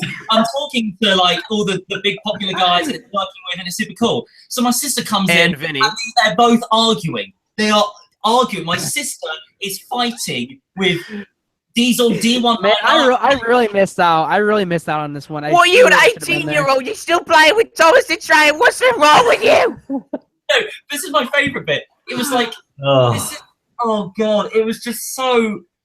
I kept on thinking. All right. Shut this conversation down. Bye. Sparkle out of here. So if I could just have the microphone for a moment, guys. So, Sorry, It's not like it's your Skype. No, Google Hangout. yeah. Let's let's get on to the unboxing section. So, Nathan, do you want to go first and unbox? Wait, I'm actually doing this? Well, do you want to do it? You don't have to. I kind of do. Well, you can if you want to. All right. How about you go first? I have to go get it. It's in my room. So how about you go first, or like unbox one? Unbox one. All right. Wait, I've actually got what is Trent unboxing? I've got 8 Plarail engines here. Oh Jesus. All right. So I'm gonna have to switch to the webcam, which will also use that microphone. So all right, I'll do this right now. Let me just. Let me. All right, I'm gonna switch microphones in just a second. Okay. This is entertainment. This is entertainment at its purest form, I think. Oh yeah. Welcome to our live stream. Where's Isaiah? We need his music. We need. We do. His Oh, freaking... Nathan as well. Nathan, we need your sick beats. Where is he? He's just disappeared. Where's he gone? Dude, everyone's microphone is muted. Now we can take over the stream. Basically, all the celebrities. All the original celebrities have gone, and now I was forced into the stream. Well, I came into the stream and I've now forced my place in here, and now everyone. Yeah. So now let's just talk crap about. Oh, never mind. He's back. Shit. Shiitake mushrooms. I mean. Can you guys hear me? Can you hear me all right? Yeah, we can hear you. Oh yeah, you're in the pixelated. Yeah. Oh, okay. Hands. All right. Yeah, hands. Let me see. All right, guys. I have 8 engines here. Which one should I do first?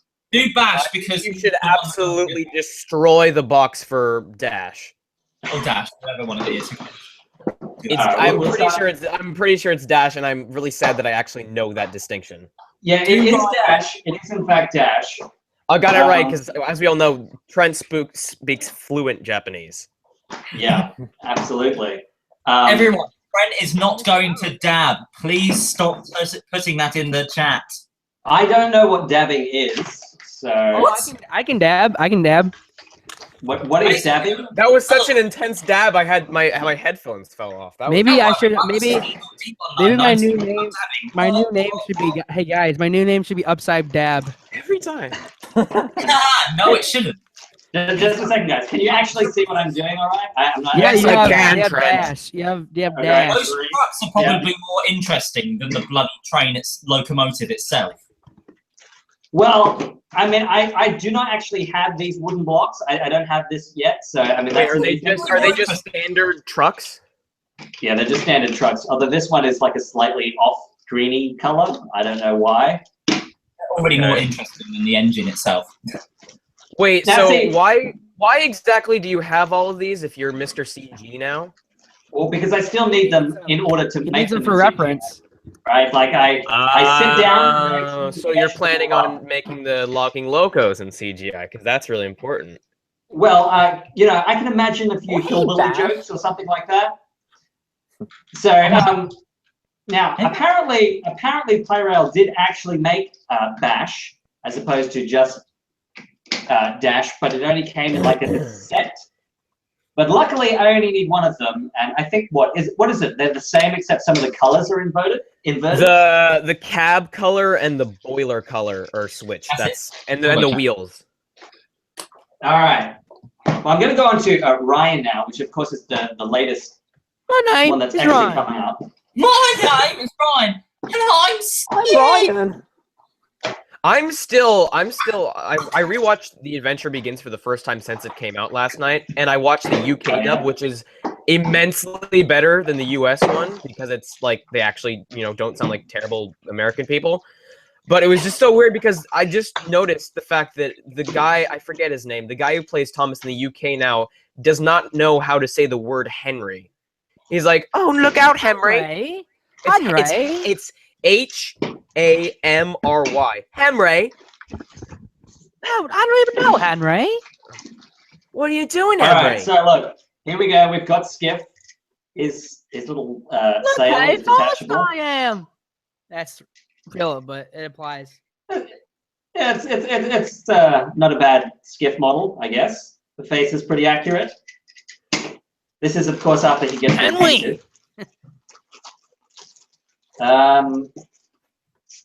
And of course, here is the Ryan. The Ryan. An interesting The face. Ryan. The Ryan. And it's I mean, I've got right here because I thought it would be good to do the comparison. This abomination. Oh yes. I wonder if he's better than the Trackmaster 2 version. Oh Yeah. my lady. I think that No, don't make that canon. Stop it, Nathan. there is no competition. Trackmaster 2 clearly beats Plarail. In the same way that the Look at play those the wheels. Plarail Gator is so much. Yeah. Oh, Oh yeah. good. But you know, I mean, this is kind of lazy. Look at this. It's not painted at the back. What is it? This is... Right, the buffer. Let's take a power drill. Destroy Whoa, it. whoa, whoa, whoa! They don't paint any of the buffers anymore on their merchandise. I don't know why the back of the engines don't have. I mean, because on Gator it's the same too. His back buffers were not painted. So I mean, now it's worth pointing out that like the only reason the buffers are painted on this is because I actually got like a black permanent marker, just so it didn't look totally abhorrent when I used it in Snowstorm. But yeah, I mean, look at that. So kawaii. Oh, that is fine. Okay. so good, Wiley. Stop it. I did drama I've for got too many. Fiery Flynn here. Same. You know, originally I never had any interest in getting Flynn or Bell because I never really cared for them. And my attitude towards them was the same as like in that Too Many Fire Engines episodes. Like, did there have to be two? Like, I mean, okay, you wanted a fire engine, but why did we need to have two of them? I mean, but you can tell the only reason they made that episode at all is just because fans are like, wait, why do we need two of them besides more toys? Yeah, I mean, but after doing Henry's Fire Rescue for the TCC, I was like, you know, I think there is some actual story potential with them because I quite enjoyed writing that. Some. Fiery Flynn, is it a fire?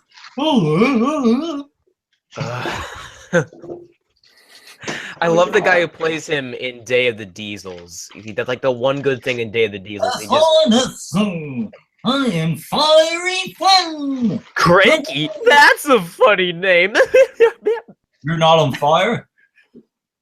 The sort of alignment of the wheels here is a bit bizarre, admittedly. Oh, look at that. That's pretty impressive. We'd love to see it. Oh, can you not see it? Jesus. Hey, you were just holding it slightly out of shot. No, we can see it. Here we go. There, it's there. Nice. This is actually what is that? Is that actually part of his? Yeah, but it's got like this weird coupling. Like, why is it like this? Can you see this? Yeah, they never do anything like that before. Yeah. Yeah, it like it's flips funny in like because that. I can see the silhouette of Trent's very curly hair. It's really funny. Oh. Oh. Yeah, now it is. But believe it or not, I didn't actually brush my hair. You did? Wow, that's surprising. Yeah, I didn't either. That's why I'm wearing a festive hat to cover that. Maybe I should just put a dressing gown on to be more English. All right, go do it, Wiley. It's okay. Nathan, it's right behind me. Nathan, you need to wear like a freaking a full body Vinny costume. I have to do the whole that kind of thing. All right. I thought you meant like a dress. Okay, never mind. What? No. You said an English dress. I said a dressing gown. Do you not know what a dressing gown is? I don't think they have like dressing gowns. Terminology is different. Man. I don't know about you guys. When I think of a gown, I don't think of a robe. I'm sorry. You see, I don't know about you guys, but I'm really looking forward to Trent unboxing Stanley. Well, being the two of the four founding fathers of that meme, I can agree with you, Nathan. Welcome, Stanley! I wonder if everyone will make a reference to Piers Morgan saying, "Welcome, Stanley." Welcome, Stanley! Okay, sure. It's good to see you in our presence, I cannot get this last truck out. It's stuck. Oh, there we go. Oh, first world problems, He's man. very troublesome. I know. Aloha, Stanley. I don't know. Hola, Stanley! Are you? So, I do not have the Trackmaster Victor, but I'm pretty sure the Plarail one is once again superior. Even though this is before the revolution. The chat blows up with welcome, Stanley. God, welcome, Stanley. You know what? I want to hear what it sounds like in the Spanish dub. Like, hola, Stanley. Someone needs to link that. Hola, mi amigo. Someone's I'm wearing a. There you go. So someone says, I still don't see how that's funny. Well, you had to be there. Yes. It was a time and place thing. It really was, and it just kind of blew up. Yeah. Bonjour, Stanley. No, it's not. No. Hey, Oliver GWR is here. Shout out to him. Hey. Shout out. Oh wait, is our meme lord? Yes. One of the memers. I think a Oh defender my of the God, tank is here yes. too. Shout out to him. Time for memes. Yeah, what is I meant Piers Brosnan, not Morgan. No, but if someone wants to upload, I was gonna here's say, my I was challenge gonna correct you there, but for everyone in the Yeah, chat, no, you is can if correct me you all you can like, get that's if you can get Spanish up of the person saying "Welcome, Stanley," like just Yes, put that somebody- in Twitter. I will- Can we get, can we get like a So please do compilation it. video Get back on in all track. the different languages? Yes. Someone But I do want to that. start with Spanish. I Stanley. feel like that'll be gold. So No, there's please, that guy. please There's someone do that guy who's like the Godarth Returns or something, where he does. It's like the Thomas in every language or whatever it is. There's like he has a whole series of like every episode and like switches. Oh, that's right. Dubs. Do that, but just for that like 2-second clip. I want to see that. Hola, Stanley. Bell is incoming here. If I can get this stupid plastic. Wow, those are the highest quality tankers I've ever seen. Those are wow. Yeah. Well, yeah, it's funnily enough, like when Trackmaster was done by Hit Toys, they actually made more detailed like tankers that had like rivets and stuff on them that were better than the Plarail ones. Wow, that's Okay. interesting. To the water cannons, it is very interesting. I have like 4 little pieces of like I have like a Tommy, Annie and Clarabelle and a couple other things, and pretty much that's it in terms of any Trackmaster whateverness. I mean, it is the best brand, so you're really missing out. Oh. Was it Oliver Great Western Railway who made that? Will you welcome Stanley to the railway show? Welcome, Trent Stanley. Will you welcome Stanley to Rob's the here. railway? Yay. Rob is here? Rob's here. Dude, Is Rob, we gotta get Rob on the stream. Rob. Robbie. Oh my god, this is Trent, your stream is getting out This of is gonna hand. go from Let's 0 to invite me. 100 real quick. We gotta do this. okay. Trent, I have do we get another your useless approval? crown. Just let me finish unboxing these, and then I will address your who, Rob? Yes. Rob, do I know this Robert guy? McGee, No. Railway Reviews. I feel like The everyone's meme I lord know himself. who Rob is. I feel like we're all slightly overlooking the Trent unboxing the Well, I toys, mean, which is kind of like the main. you get a kick Speak out for of it for yourself, like man. 3 minutes, maybe. For yourself, man. I'm loving this. Yeah, well. Wait, is in Stephen? It's the tender. Is that? Yes, Is that yes. Just to make It's it like a Stanley. Hornby engine. Emily Murdoch, and a couple others, they did this, and they've kept it here. Now, I thought it was interesting to compare these two, right? This is the Trackmaster version. Hmm. And I'm just wondering, One of these things. It's not like the other. yeah, well, I mean, see, I'm sort of split on which one I think is better. Actually, one of the things I want to actually see. Yes. Yes. Now, that looks like a good Stephen. It's just this funnel that's too short, but that's with every engine, I guess. Yeah, well, they have like a, like leading gauge or whatever they have to stick to. They have their own games. Yeah. Otherwise, the funnel would be breaking off all over the place. Hmm. Yeah, I think that this is a nice compromise. Of course, it's only like push along, which you can't even do with the new Trackmaster stuff. That's what, Oh yeah, it's like it goes like. That's what you should use for your animation. You should use that combination of pieces. Well, you see, what you can actually do, you have to take the motor out in order to make them freewheel, which is like, see, right now he's got nothing in it. Like, there's no motor or anything in there. Which is a pain, right? Like, if you want to actually, like, have a shot where he's actually moving or like a shot where he's stopping, you've got to, like, take the motor out every time. I mean, Jason would be able to tell you about the struggle of having to film with, like, Philip, for example. Oh, yeah. Oh, I've seen all of the whole. Stanley. All right, Hero, here he comes. Hero. What's this Oh about? god damn, that's cool. Whoa. Henry. What have I heard? Henry, you must focus, Henry. I love, dude. Hero's voice actor is like the best, man. Well, how do you keep on Did puffing? You know when Thomas almost runs into him and he says, "Hero!" I really wanted him to say, "Thomas!" Thomas! Like every time I see that scene, it's like I expect him to say that. You yourself provide the hero voice for your own personal enjoyment. In that one little Yeah, I should make an edit of it. All right. Rob says, congrats and welcome Stanley. Thank you, Rob. Rob can't really be on his phone, but he risked his life just to say that. So thank you, Rob. He's probably at work right now. Probably. Okay. Oh. What's this idea about hero space being like neutral or something? It's really boring. It's really weird. He's like emotionless. Thomas! That actually makes it really easy for it to be a reference in CGI if the face is neutral, because when you make something for 3D, like, you know, neutral is what you want to start with, and then you do smile and everything else after that.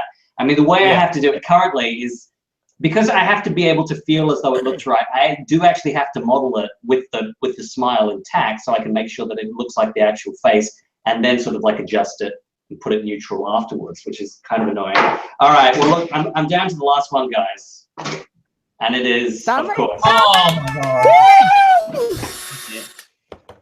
What was that?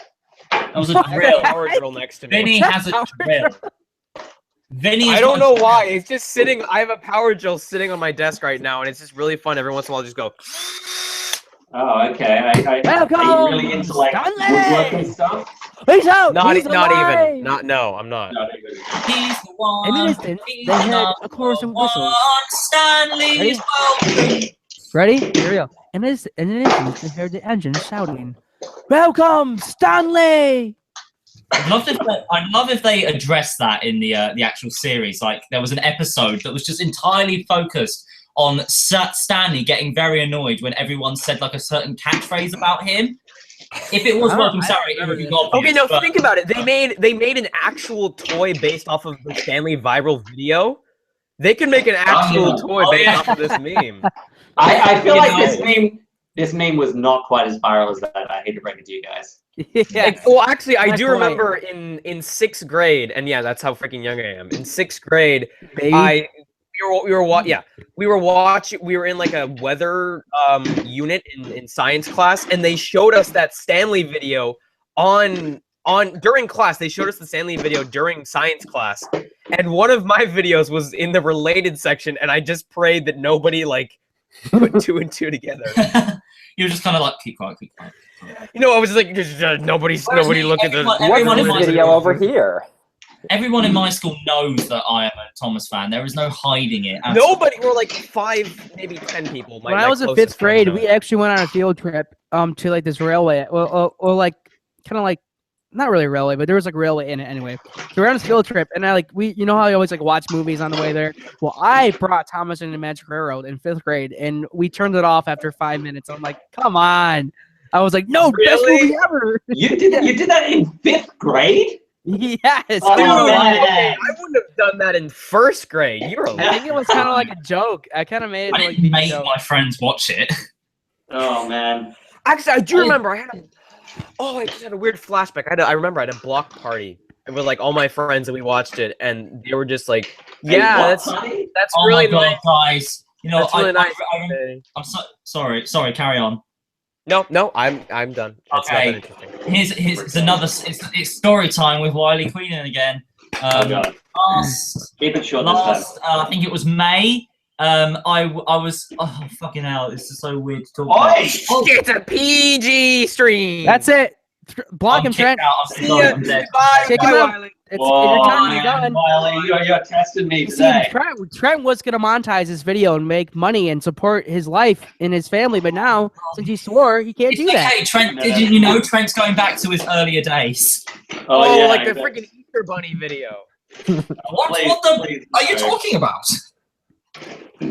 No, sorry. So last year in like May-ish, I remember I was at a sleepover with the girl. Oh, what? No, this is not appropriate. And I remember. I thought we were gonna get the birds and the bees talk earlier, but this is female. No, this is the worst part because this is the point where like the adventure begins was coming out. So I was obviously you could call the entire sleepover the adventure begins. No. This was the point where the like all like getting hyped up for it.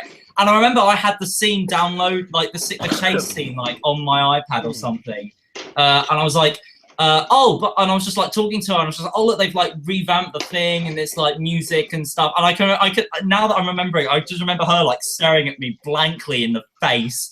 It's like. Wait, can people on the stream like? No, they just we're still friends. The people on the stream can't even see us. They just see Trent's hands. Yeah, it's his stream anyway. Yes, well, yeah, I locked it so that you can just see my hands. It's his day, man. It's his day. All right, okay. There you go. I've lost it. Oh wait, no, this is the Rolling Stone. Oh, there it is. There we go.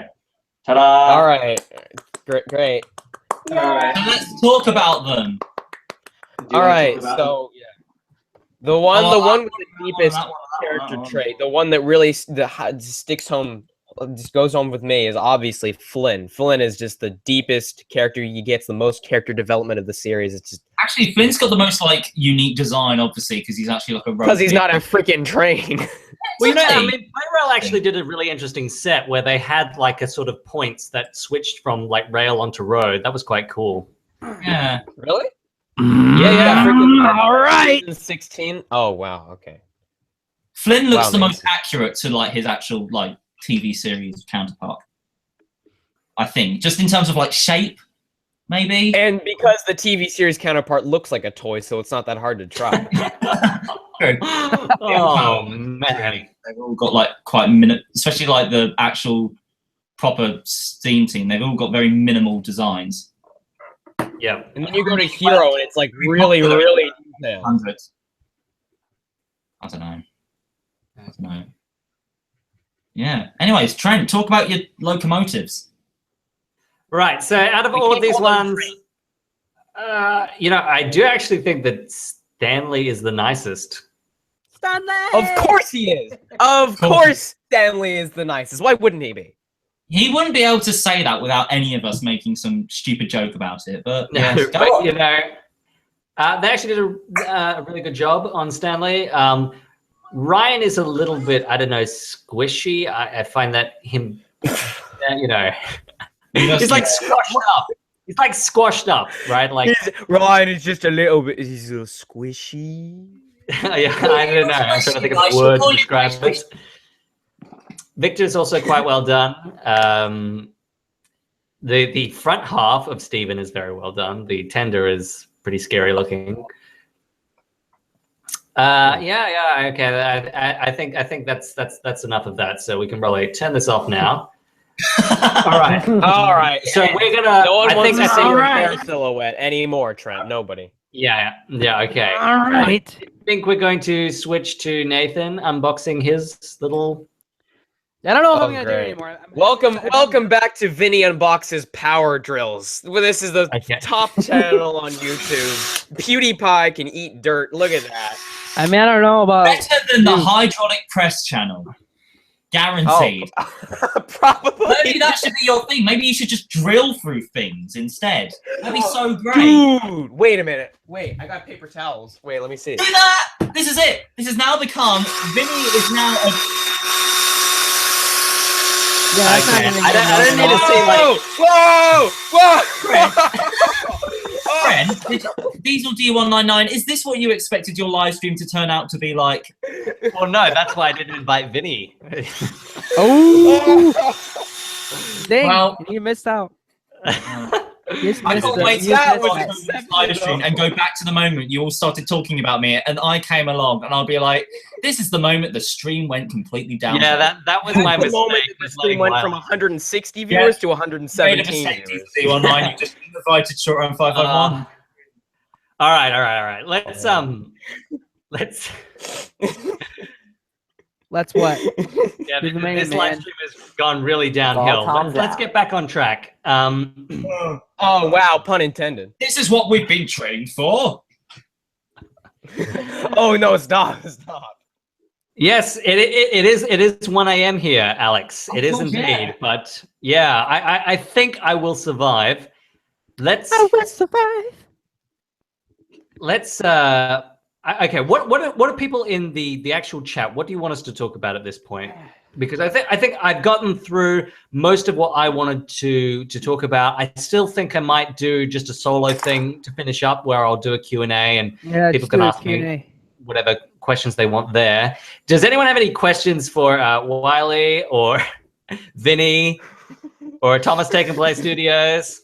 Wait, is he still? Oh, Taylor's still here, man. I'm still here. Started talking Well, about over the various Skype calls that I've been in with him. He's just you guys have been talking the entire time, so that might also be. Do you have anything to say, Wiley Taylor? and Vinny? So. Yeah, this. I'm so sorry. I'm so sorry, DieselD199 and Nathan. We've completely taken over the chat. I mean, it was magnificent. It was lovely. It was perfect. I couldn't have done it better myself. Taking it over. I'm so sorry.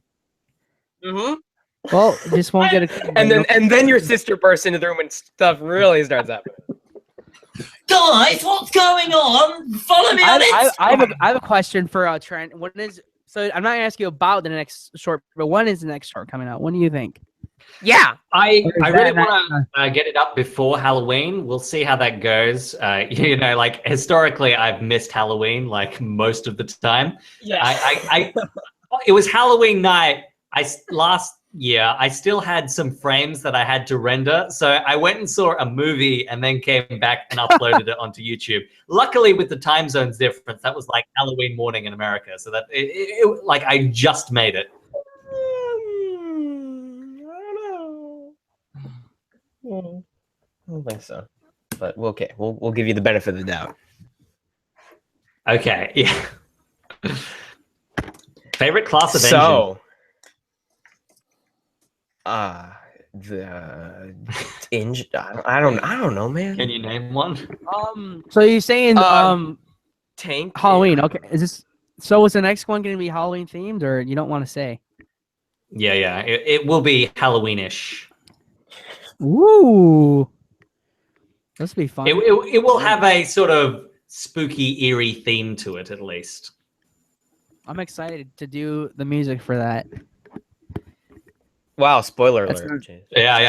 I don't know. I don't know if I'm going to choose you to do the music this time, Nathan. Ooh! We're getting Keemstar up in here. This is World Star. Wait. Edward Top Hat uploaded the Dutch dub of Welcome Stanley. Bite. Which is really weak. I want to hear the Spanish dub, but that is pretty funny though. He's like Welcome Go to Stanley. the Dutch. Go to the Dutch. I want to hear this. But no, I mean, Trent, you can't just have that stock music. You can just have the generic stock music, or you can have me. Yeah. No, Well, he's gonna. I definitely have had enough of the generic stock music. I can tell you. I stretch that as far as it would go. Go back to the generic stock music of. That was actually. That's not stock music. That was composed specifically. I know. Specifically for. How dare Okay. you? All right. So if you guys go to like Edward Top Hat's channel, he has just uploaded Welcome Stanley. Oh, geez. Oh, I want to see this. Okay, wait. Edward. He has like 14,000 subscribers. I So don't get that. anticlimactic. It's like Welcome Stanley. What? It's pretty I've unimpressive. got it here. Okay, let's hear this. Verder konden ze andere locomotieven horen juichen. Welkom Stanley! He somehow And put less I effort heard it. into his narration than Michelangelo's and Michael Brandon combined. God. Let's hear that gem of a moment one more time. Okay, one more. Let's savor this. Konden ze andere locomotieven horen juichen. Welkom Stanley! You love the Dutch language. Welcome Stanley. Welcome Stanley. Welcome. Velcro Stanley to the wall. So Trent, after this short, what can you give us an idea of what's coming after this upcoming short, or do you not even have that? Yeah, give us your entire video schedule for the next 6 years right now, please. Oh yeah, I have I'm pretty sure I know what the next 2 videos will be. After that, I've got like a couple of different ideas floating around that I would like to get done at some point or another. But you know, as with all of these things, there's no shortage of ideas. It's just a matter of actually. I really want to see them. a Stanley one. I genuinely want to see a Stanley one. Yeah, I mean, the problem with Stanley is there's really nothing interesting about him to do. That is true. Did you Oh, he did. Oh, he did. What? Maybe he could meet Ryan. Well, yeah. Yes, well, I do. Stanley and Ryan. There you go, Wiley. You're a freaking genius. Now that you mention that, I do have an idea for a short that involves Stanley, Ryan, and Stepney. Oh. Or you should have Seema thrown in there too. Oh, that'd be fun to render. Have fun with that. Like so complicated. My friend Alex said, when you gonna reach 1 million subs? Well, considering I had 50,000 in January, you know, it could happen. Couple weeks. Hey, can I have 50,000? Can I have 50,000, please? Can you just give them to me? Thanks. Hey, it's on White Square Films, please. Thank you very much. I mean, I'd like I'm to just have at least 1,000 more. That I will at least get the silver play button. I can live if I never get the the gold one, but that would be pretty cool. It It'd be pretty cool to get the diamond them one, but so that's not long happening. to deliver them, though. It takes them like 2 years to actually get them Trent's out got to the silver Yeah. silver medal in the YouTube Olympics. That's honorable. That is quite on, and the fact that you made it on Nickelodeon for like 5 seconds. Oh yeah, well, not even Nickelodeon, just Nickelodeon Australia, but that's still Nickelodeon. Yeah, I mean, well, the funny thing is I have seen YouTube channels where I have like a comparable amount of views, and they do have over 1 million subscribers. So, that's interesting.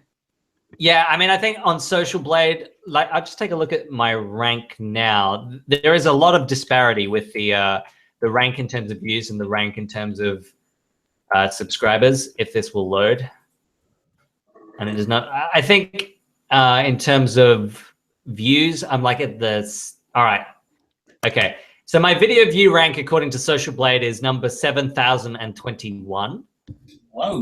And the subscriber rank is 28,806. So there's a huge okay. So there's a bit of a there. divide there, but you know. Nice. Yeah. Usually people on YouTube are around about the same rank, but obviously, I guess most of the viewers don't really have accounts to subscribe with. They are mostly children on their parents' iPads, I suspect. It's so annoying to me. It's really, all of these videos have like a couple. Most of my videos have at least like 3,000, which sounds freaking minimal compared to Trent, but like a couple of them have, like 40,000 or so. And I still have like 3,000 subscribers. And it's like, thanks for subscribing, you guys. Really appreciate it. Yeah. I somehow have like 1.5 million video views on Shoreline 551 just because I made really, really bad Lego tutorials on how to build like the trains out of Lego, which aren't even that good. Wait, I want to see Toby. I haven't seen your Toby before. Yeah, he's gonna go get it. Sorry, Trent, this isn't your stream anymore. Yeah, I just realized that I've had like the video stuck on. Oh wow. Oh wait, I want to go to the big screen. I can't see it. Oh, there we go. I've switched it. Yeah. Oh, that's awesome. With the hand. I'll be right back, guys. Just my mother's calling me because my party's in a week, and I've got to go. My birthday's in another year, so we can wait. Nice. All right. I think birthdays happen every year. Most I'm gonna get going soon, guys. Okay, then. I have a life. I think that I might just switch over to the solo part and just answer some questions. Yeah, there you go. There you go. So thank you guys all for coming. Thank you, Matt. Thank you, Jason, who has already left. I'm going to just do a little bit of Q&A just to finish off. But yeah, thanks you for guys all having me, for coming. Trent. It was a lot of fun. I appreciate it. Thanks for having me as well. Yeah, right, Toby. Congratulations. Guys, please You're a subscribe. good man. Wait, Subscribe to everyone here. DieselD199. Wait, Wiley's got something. Hold on. No, I was going to say Does he? a while ago in an earlier stream, a very, very long time ago, I remember I decided that I wanted to convert Toby into a boat. So I decided to go ahead with that idea, and I came up with this lovely little gem. Oh, it's the skiff mobile. It's like someone bought like a large scale Bachmann Toby and their shopping cart was too small Wait, for it. better. He has sail power as well. Superior sail power, Thomas Milan. Lego is a beautiful thing. That's what we can take away from this. All right. All bye, right, then, guys. guys. Thank you guys all for coming. Yes, thank you, Trent. Take care. Thank you for having me. I don't know for how having to me. guys. this, but I'm sure Trent can Thanks again. Okay. Goodbye, everyone. Bye. Bye, everybody. Goodbye. All right, you got to leave voluntarily, you two, or do I have to eject you? I'm leaving. I'm leaving. All right, okay, thank you. I'll Bye, see you later, guys. friend. Good stream, There we go. guys. Bye. Goodbye again. Okay, then. Well, that got a lot more crazy than I thought it would. But I hope it was all right for everyone. I hope it didn't get too PG-13 rated there. And so, look, to finish up now, there's still 113 of you watching right now. That's really amazing. And thank you guys for watching for this entire time. So, look, just to finish up, do you want to ask some questions? Z-Mark Anthony just asked, what is my favorite Halo game? And I think probably Halo 2 still stands out in my mind as my favorite Halo game. I like them all. I like the first three the most. Halo 4 was a bit, kind of went downhill there. And Halo 5, that was all right as well. But I mean, for me, most of what I play of the Halo series is the multiplayer aspect. I mean, I do love the story and all the lore behind Halo, and I have played through all of the campaigns multiple times. Halo 2 still stands out in my mind as the best. I really like Combat Evolved as well. That's got a real nostalgic feel for me. All right, I've got to open up the full chat so I can see everything that's coming through here. Yeah, Halo 4 was disappointing, although the ending was pretty good. That was a pretty emotional ending. All right, so do I like Five Nights at Freddy's? This I've been asked numerous times. I'm guessing Five Nights at Freddy's is a really popular within the Thomas fandom. I feel like I have played it. I played the first one only. I got it one Halloween, thought, why not give it a go? And certainly it did give me a fright the first time one of the little animatronics burst into the room.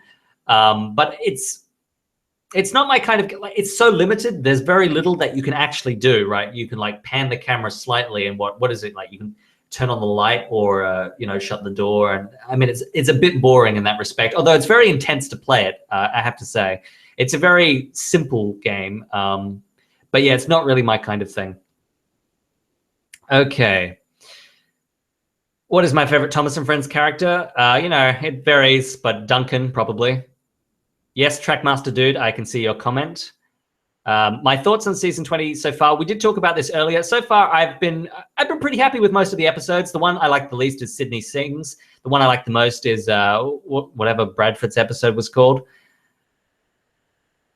Do you have any minis? If so, can we see them? Well, actually, on the subject of minis, I have, I think, all but 5 of the first wave.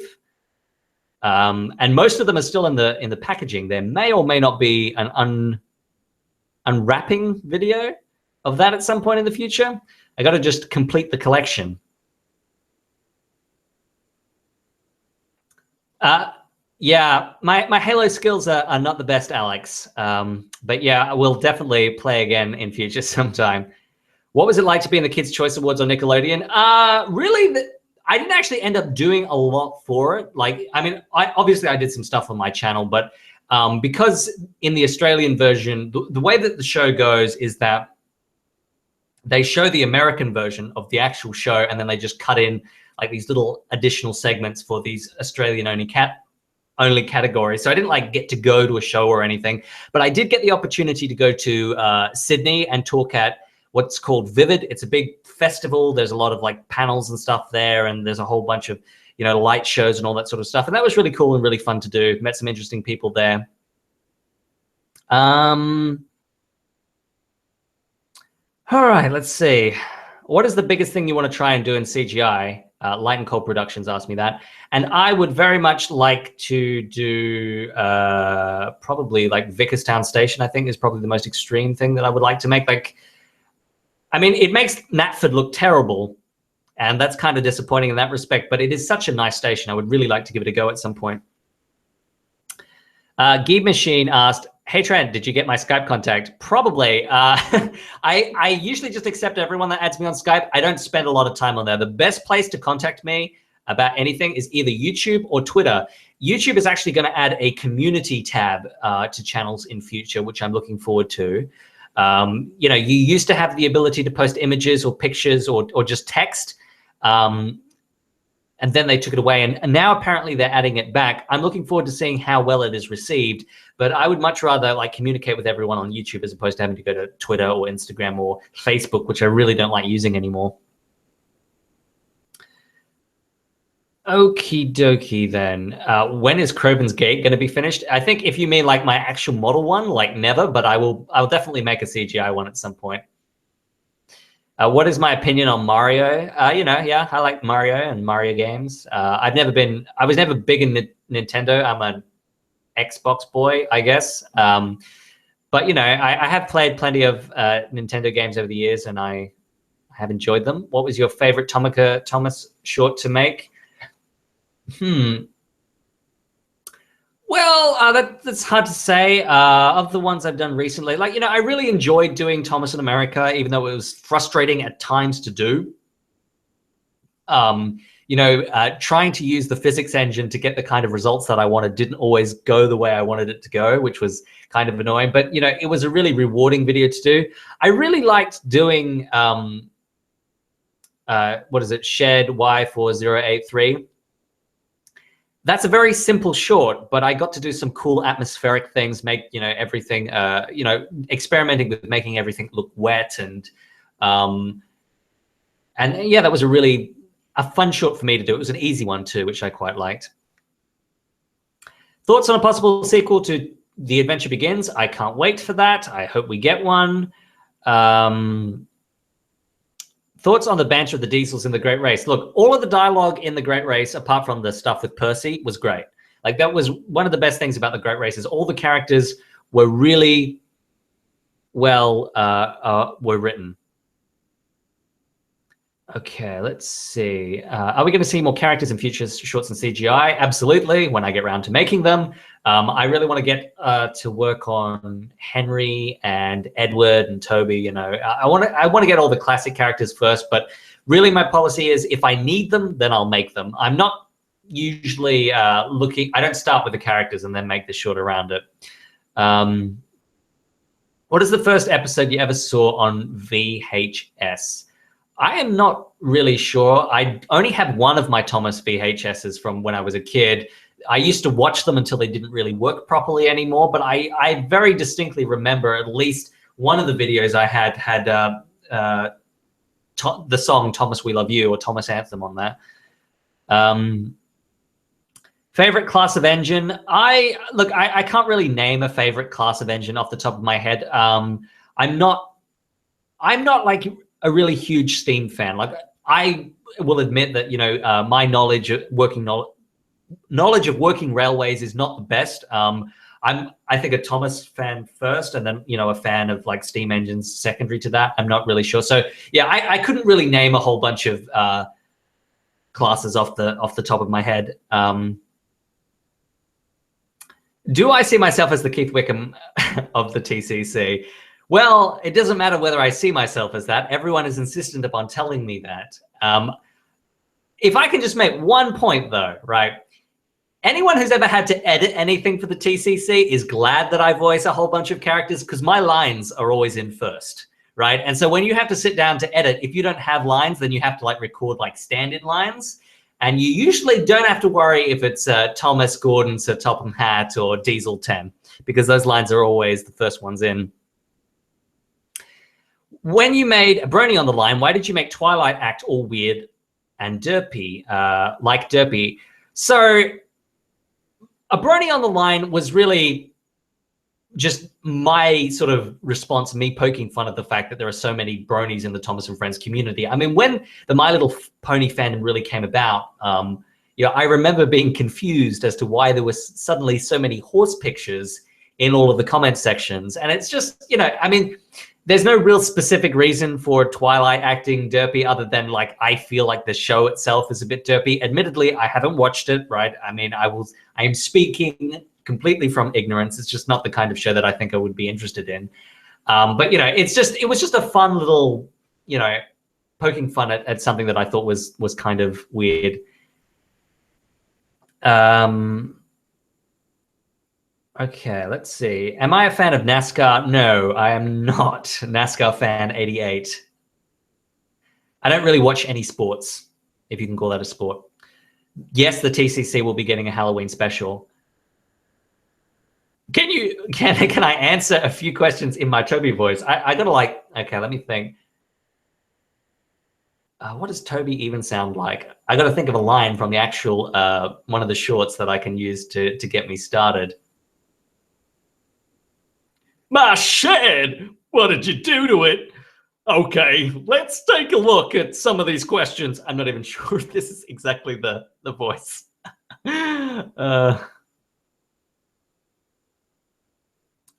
Okay, let me see. Slender Engine. I think the Slender Engine might return.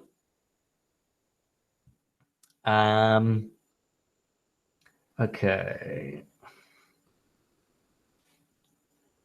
What do you think of Shed 17? So this is actually a good thing to talk about. Firstly, I would just say, if you haven't seen Shed 17 and you're probably under the age of 15, or if you're, you know, you've got a bit of a weak stomach, I wouldn't recommend watching it. It does have age restriction on it, though, which was pretty good on the creator's part. You know, it was a really interesting video, and it was really well done. You know, they really sold the sort of documentary feel of it really well. You know, obviously, when I first saw it, I was very taken aback, particularly by the ending. You know, that in particular was just, it was not terrifying, but it definitely got me thinking a little bit. And you know, overall, look, I enjoyed it. You know, I thought it was well done. It has not tarnished my view of Thomas. Luckily, I was able to separate the two, but it was really well produced, and it was an interesting watch. And you know, there were some really funny moments in it too. But yeah, if you're definitely, if you're not, say, 15, if you're younger than that, I wouldn't recommend watching it. Okay. Now I'm getting messages in Dutch. Zal ik een Norebaan maken van tekenplay?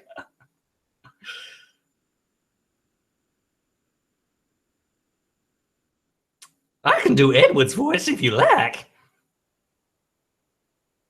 My favorite Thomas narrator, you know, it's hard to say. I think Ringo Starr is overrated, and I think Michael Anglès is underrated. Certainly, the seasons that I remember most from my childhood are seasons 4 and 5, and so Michael Anglès sticks out really well in my head. George Carlin, I think, was a brilliant narrator, though, you know, even though I didn't really grow up with him.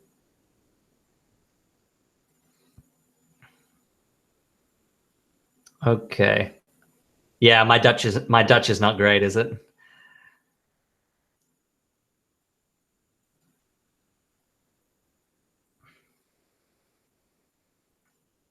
So Mr. Oily is asking, how much of the TCC is your producers telling you what to do and you having artistic freedom? I won't get too much into that, but there is a bit more input than you would otherwise think with a production like this. And I mean, if you look at the credits, you can see on most of the videos, look at the story credit and the screenplay credit. That's a separate thing. And so when I go to write the screenplay, I usually have, quite a bit to work with already. It's not just, oh, go and write whatever you want. Yes, I've seen lots of George Carlin's stand-up. He's a really funny guy. I'm very surprised he did Thomas and Friends, though. Wie ist dein Deutsch? Ich glaube, dass meine Deutschkenntnisse sind befriedigend. The TCC is not canon. Okay, what are your thoughts on the cancelled World War II movie? Well, there's nothing I can really give my thoughts on, other than I would say it. Well, I don't think it would have been a successful movie, just based on what I know of it, because it was a movie. It was a Thomas movie that wasn't about Thomas. It was the same mistake that I think the Magic Railroad made, in that it wasn't. It was a Thomas movie, but Thomas wasn't really the starring character. And trying to make it emotional by, oh, it's, this kid and he reunites with his father and there's a bonding moment. It's like, no, we want to see a Thomas movie about Thomas. What is your favorite project to work on for the TCC? That would be Henry's Fire Rescue.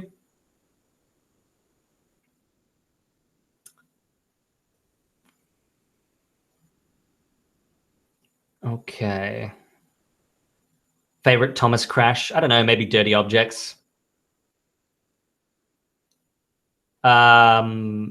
Serious question. Are you going to have other people voice the engines on your channel rather than just yourself? When I make a video, I want to just go and make it, and I don't want to be held up by waiting for other people. And the other thing is that when you've got lots of different people voice acting, you've got all different mic qualities and different audio qualities to work with.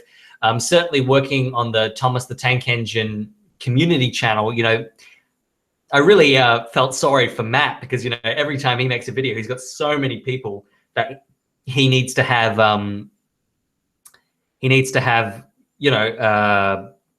send in lines. And now that I'm doing lip sync, I can say that I definitely wouldn't be doing something like that, because I've got to, I need the dialogue right from the beginning. And, my production process is slow enough as it is without having to wait for people to, submit lines or anything like that. What is better, season 12 or 16? 12. Best Thomas villain, Diesel 10. Let's see. Would you add a Shinkansen to your shorts? I mean, maybe. Will Flying Scotsman ever be in CGI? I can definitely say that of all the characters introduced in The Great Race, Flying Scotsman and Shane are like my highest priorities. I don't really care for Ashima, for instance. Do you have a favorite Yu-Gi-Oh deck? Well, I really like the Dark Magician. So I hear with the new movie coming out that Dark Magician will be getting more support. I have never been interested in Titanic. I spoke a bit of Dutch before, and apparently my Dutch is not very good. I can't speak Dutch. The interesting thing is that I can speak some German, and linguistically, Dutch is sort of halfway between English and German. So sometimes when you're looking at actual Dutch written down, you can kind of get the idea of what the meaning of the sentence is. Yeah, I mean, definitely I will be considering adding the Vickerstown Bridge jump into a short. What is my favorite Thomas season? Probably season 5. Favorite small railway engine? I don't think any of them are distinguishable enough from another to really pick a favorite. Your Dutch sounds like an English-speaking German. Yeah, probably. Will you make custom characters for your Thomas shorts? Maybe. I don't hate Ashima, John the TV fan 1001. I just don't think there's anything interesting about her. She's just... I mean, she's a nice-looking engine, although I find her wheel arrangement to be really creepy. Like when she is, like moving along, it looks like she's scuttling along the rails as opposed to actually rolling along like a steam engine with appropriately sized wheels. Stores in Australia do not sell Plarail items. I buy them all off eBay usually, or there's a website called like 1999.co.jp. An episode focused on rolling stock characters would be pretty cool. I do, yes. I mean, actually, I bought a Bertie recently. I do want to add some road characters to my shorts and actually make the road. One of the limitations I had before is I only had a very small amount of road. But of course, once I make those pieces in CGI, I can have as much road as I like. Someone says, is it true that you voice Shane in the Great Race Australian dub? Unfortunately, there is no Australian dub, although that would be interesting. I have kept all of the Tomy trains in the train room, although the set has been dismantled. First episode I ever saw of Thomas, I can't really remember.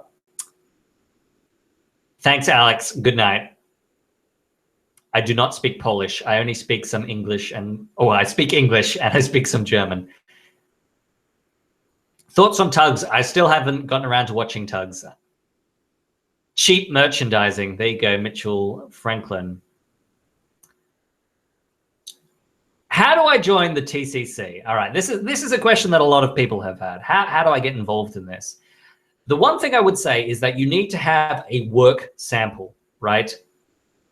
You can't expect to participate if you don't have something to show. It's almost like applying for a real job. You know, you need to have like not a resume, but we do need to be able to see what you can do. And if you just send that to someone in the TCC, you know, we can consider it. How come we never see you in the TCC? Well, you know, there's a lot of TCC stuff to do, and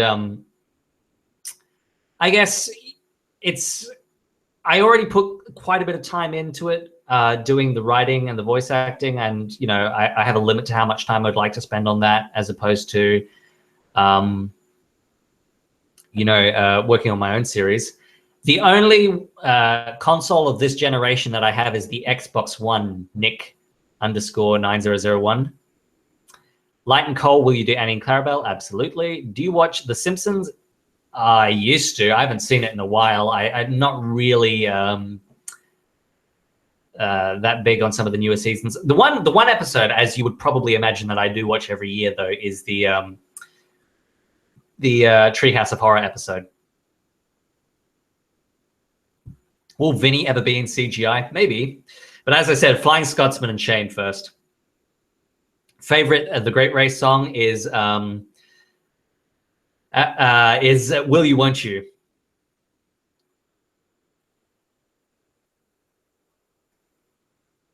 Ich ben 10 Jahre en je. I am around about double your age, around about, approximately. Do you collect Thomas and Friends minis? Yeah, I have a pretty big collection of them that I might show at some point. Bash and Dash I might do at some point. What do you think of Monty Python? I've still got to really sit down and watch all of the Monty Python stuff, but of what I have seen, I really enjoy it. Can you link where you usually get your Plarail items that is not eBay, Amazon? There you go. There's the link. Ich bin DieselD199 und ich kann Nederlands sprechen.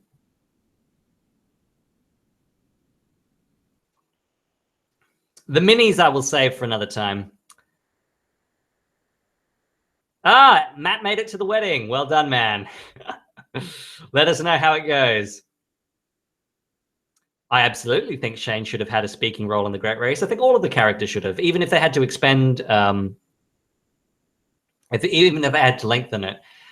Z-Mark Anthony asks, you like PvP Warzone, or Warzone Firefight mode? Honestly, I prefer Warzone because I feel like there's more variety in it. I really liked, I prefer Warzone. There's more variety in it as opposed to, it's it called Firefight?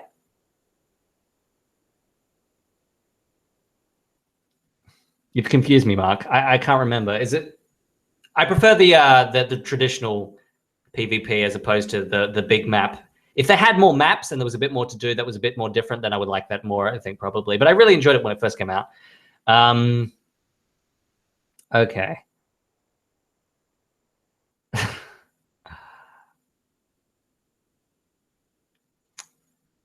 Come on, guys. Some of these questions I've already answered before. Favorite villain is Diesel 10, for example.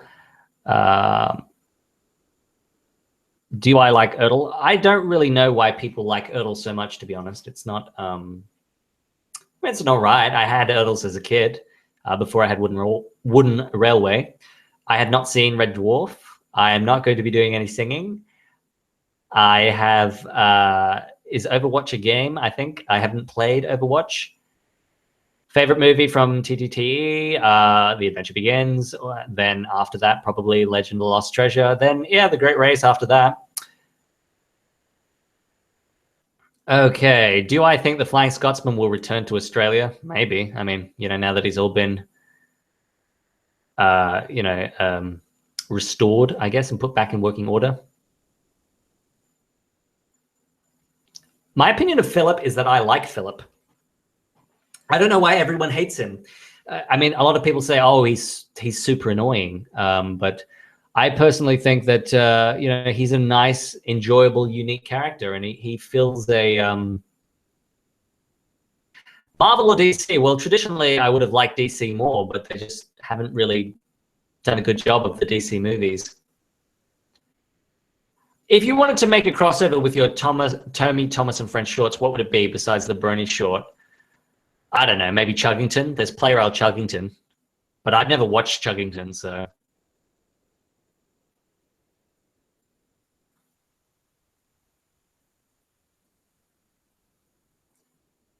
Why is Percy and Edward gay? Because I thought it would be funny when I was 15. I would like to make a remake of Will You, Won't You, but there's just so many characters I would have to make. By the time I got around to making them all, the song wouldn't be relevant anymore. Did you ever get bullied for liking Thomas? No, I never usually told a huge amount of people about it, though. So I don't know.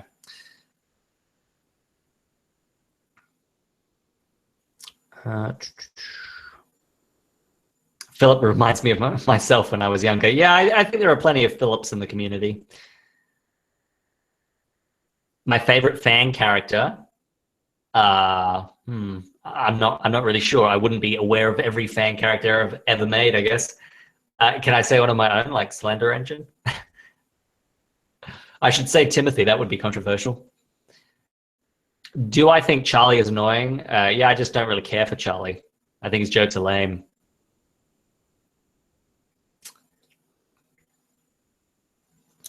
Making a crossover between the CGI Tommy Thomas and Friends and the toy Thomas and Friends would be interesting. You know, one of the things I would maybe like to give a go one day when I'm a bit more skilled is sort of giving them a far more toy look. Like in the Lego movie, even though that was all digitally done, it was really beautifully rendered. They had scratches and fingerprints and everything to all of the bricks so that it looked like it was actually filmed with a proper camera and it was real Lego. Maybe one day I will be skilled enough to do something like that. Ever tried out Destiny? I have played a little bit of Destiny, but I've never really, I haven't bought the game, so I've never really had a chance to get into it. I don't know, everyone was complaining about it when it first came out. How is it doing now? Thoughts on Gator? I don't really care for Gator. I think he is, I honestly just find his personality to be annoying. Like, I don't know, there's this one line where Percy's like, "Oh, I'm really glad that you're working on Soda now, Gator." And he's like, "No, Percy." Like, I thought that delivery was really nasty. It's like, well, don't crush his hopes like that. Do you think Billy turned into Charlie? I don't know, maybe. You know, I have a Billy and a Charlie, and they were both done by Trackmaster, but even though they're the same basis, the model elf is actually quite different. I think I prefer the Charlie basis more. Maybe, I'm wondering, like, when I make it in CGI, if I were to get around to making these random characters, should I use the two different models, or should I just use the one? Okay, what do I think about the rivalry between the Steamies and the Diesels? Well, you know, you've got to have a source of conflict in the series somehow, although I guess, you know, when the Railway series was written, that kind of rivalry was really relevant. These days, it's not so much. Thoughts on a Thomas convention? I don't think that there are enough older Thomas fans to make that viable. I mean, like, the Thomas community is small compared to, like, the Brony fandom. Thoughts on Luigi's Mansion? I've only played a little bit of that. so I can't really comment on it. I've watched almost all of the Pixar movies. The one character I wish they would revive is Duke. Should Marion and Ned get an episode? Yeah, sure, why not? I've never been a big Pac fan, admittedly. Oh, maybe I'll have to give Destiny a go then.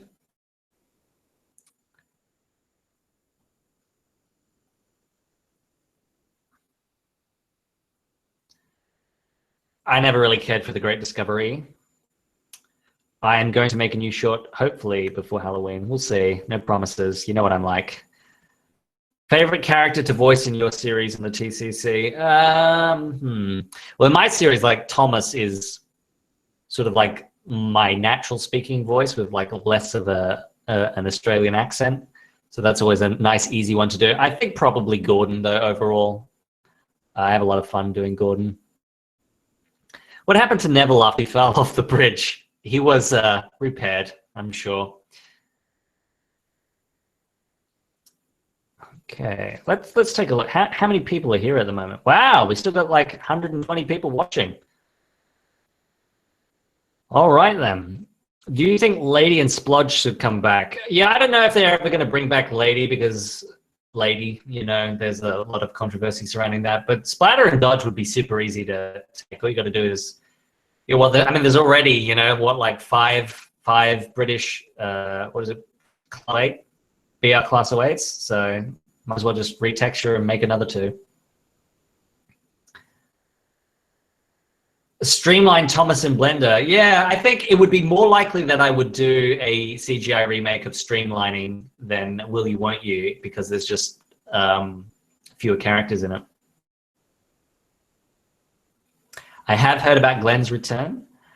Minecraft is okay. I think I answered this in the Q&A I did, I don't know, a couple of years back. I played it. It doesn't really appeal to me. It probably would have when I was younger and had more in my hands. Like, I can see myself doing quite a bit in that game. But yeah, I don't really have the time for a game like Minecraft, I think, these days. My opinion on Pokemon Go. Well, there's an interesting question. I think I've seen a lot of Pokemon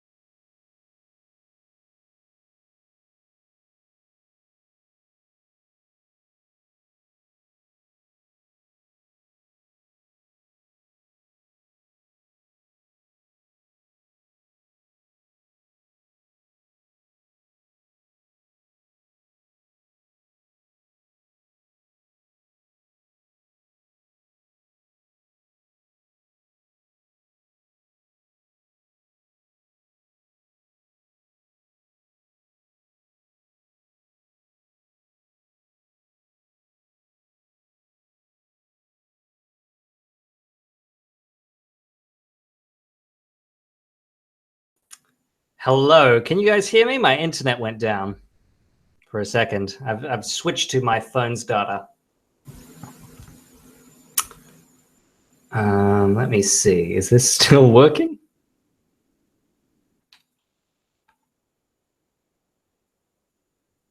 We can't hear me. Oh, we can now. All right, I'm back. I'm back. All right, so it's 1:49 a.m. here. I think I will keep this going till 2:15. Right, so yeah. But this has been fun. I definitely think I will do another one. More, perhaps not like in 18 months, as was mentioned before. Perhaps I can do a couple a year. We'll see. Okay.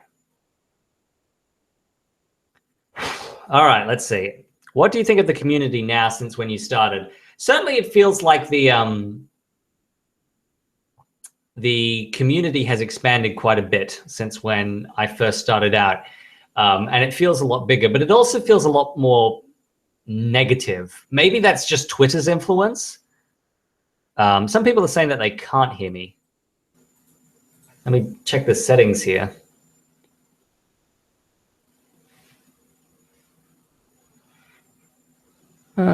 No, it looks like everything is going on my end. When did you get your first train? I really don't remember. I was way too young. My Sir Topham Hatt impression. My voice is actually getting a bit worn out now. My favorite Thomas character is Duncan. You can hear me? Okay, there's definitely a delay here.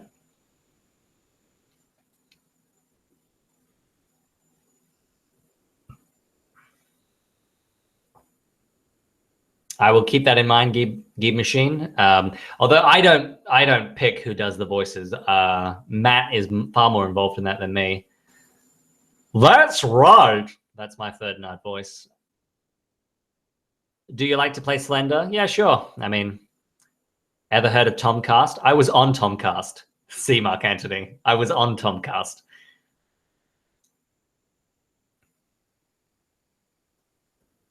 Least favorite Thomas character? I don't know. Any of the one-off. Yeah, see, like I like Molly and Dennis and Neville, but I don't really care for, say, Billy. Yeah, see, Sydney, I don't really care about. I think they should have just done Dennis instead of Norman. Paxton, I really like, though.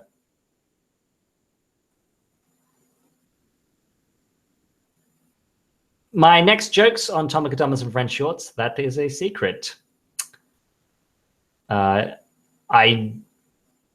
know, the streamlining thing was, shouldn't you call him Zed Mark Anthony? I suppose I should. Will you give Thomas a brother in your series? Well, I guess it would be easy enough to make. I mean, isn't Timothy Thomas's brother? They're like the same basis. So I've already done it in my series. What's your opinion on Red Wheels? And you've listed Stanley, Rosie, and Hero, but what you forgot to mention is Bill and Ben now have red wheels. I don't really have any strong feelings on red wheels. It's a perfectly acceptable color, is it not? I mean, I would imagine wheels get dirty really easily, perhaps more so than the rest of the engine. I don't know. Well, I suppose there's no dust when a steam engine is moving about. I don't know. Can I join the live stream? Yeah. I'm not bringing anyone else into the live stream tonight, guys. I'm sorry about that. It got a bit crazy earlier on, and I was familiar with those people, so I may make a video about what actually happened to Timothy. I left that open intentionally, but we'll see. Okay. Can we be friends? I'm friends with everyone, am I not? That's pretty cool. XLFAN. I don't know if they will look better with different colored wheels. I suppose you would have to experiment. Maybe when I make them in CGI, I will thought about it. I will, swap them around. What are your thoughts on Thomas being older than Hero in real life? Well, look, honestly, I think the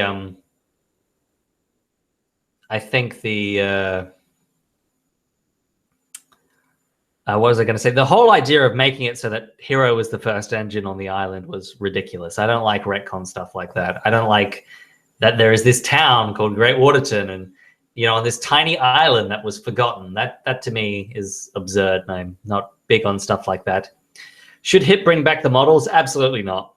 Absolutely not. I mean, look, I know we're all nostalgic for the models, but the reality is that CGI is where it's at in terms of kids television, and that's just there's no going back at this point. I think younger kids find Thomas, where the mouth isn't moving, terrifying. Can you add actual couplings to the CGI trains? No. I mean, I prefer to make them look like the actual Plarail engines. And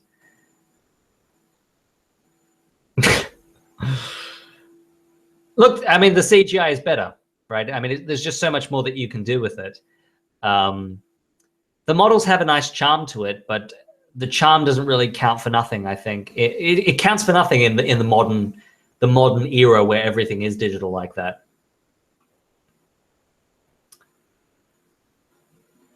What kind of topic would you like to see in a Thomas movie? Well, there's I don't really know. If I ever come up with a good idea, maybe I'll make my own Thomas movie.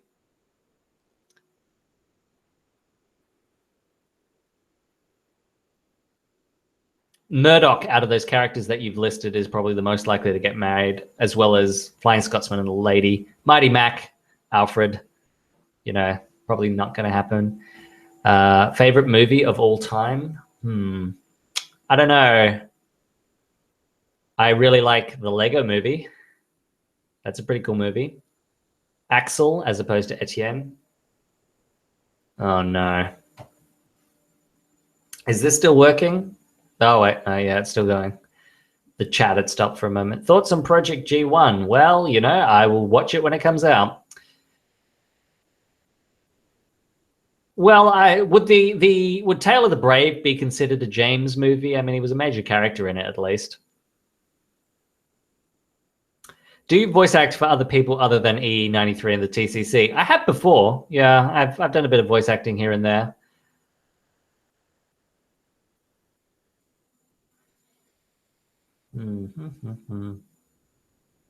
My favorite horror movie is a horror movie called Trick or Treat, which I parodied in Short 36. I also like The Cabin in the Woods, but that's more of a parody of a horror movie. So The Great Race is in German, is coming out soon. So, if I could get a copy of The Great Race in German, I would really appreciate that. I would love to watch it in German. Would you ever create a character not like Slender or Halloween exclusive to your series? Yeah, I might. But I mean, there's so many characters, in the actual series that I haven't made or used that, you gotta wonder what would be the point. Maybe if I have a good idea for a character though. Donald and Douglas fans, stop skipping my questions. What are your questions? What are your questions, Donald and Douglas fan?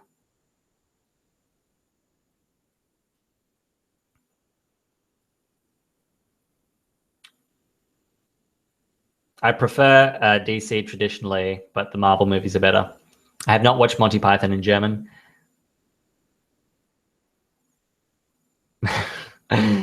Guys, there is a basic swear filter. So, when you write FU, it's just going to get censored. Rowan GWR fan. I'm not sure why you're so salty. Who would win, Slender Engine or Timothy? Slender Engine, maybe? Who knows? Why did you name yourself DieselD199? Because back in the day, your YouTube username had to be unique. My thoughts on Donald and Douglas fan are, they're enjoyable characters. I'm glad they're back in the series. I'm looking forward to making them in my own series because I only have to model one and I get two characters. Can you use the original Thomas the Tank Engine and Friends themes in my series? No, because I would rather not infringe that kind of copyright. What is dabbing? I do not know what can you please dab? What is dabbing? Is this something I'm out of the loop on? Littlest Pet Shop. I do not have any thoughts on that. What was your reaction when Flying Scotsman returning this year? I thought it was great. A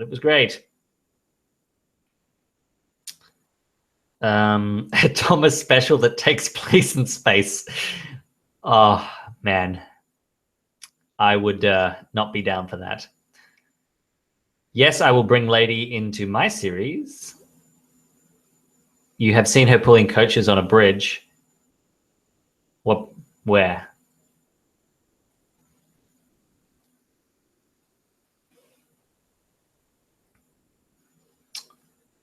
There will not be any custom characters in the TCC, I don't think.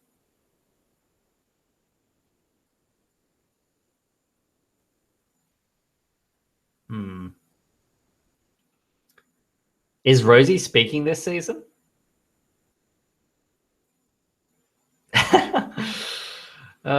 Thoughts on the Tallyland Railway? I don't have any thoughts on it. I've never been. Are you making Knapford? I have been collecting reference images for Knapford. You probably got that from my Twitter feed, though.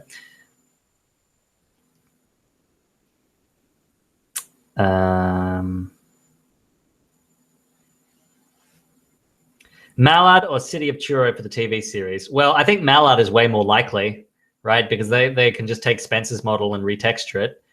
But I would rather see City of Truro just because, well, you know, it's a different basis, a more interesting engine, I guess, in terms of the design. Do you think Mallard and Spencer are related, like Gordon and the Flying Scotsman? Well, I would have to assume so, but then again, like Paxton and Diesel aren't related, it seems.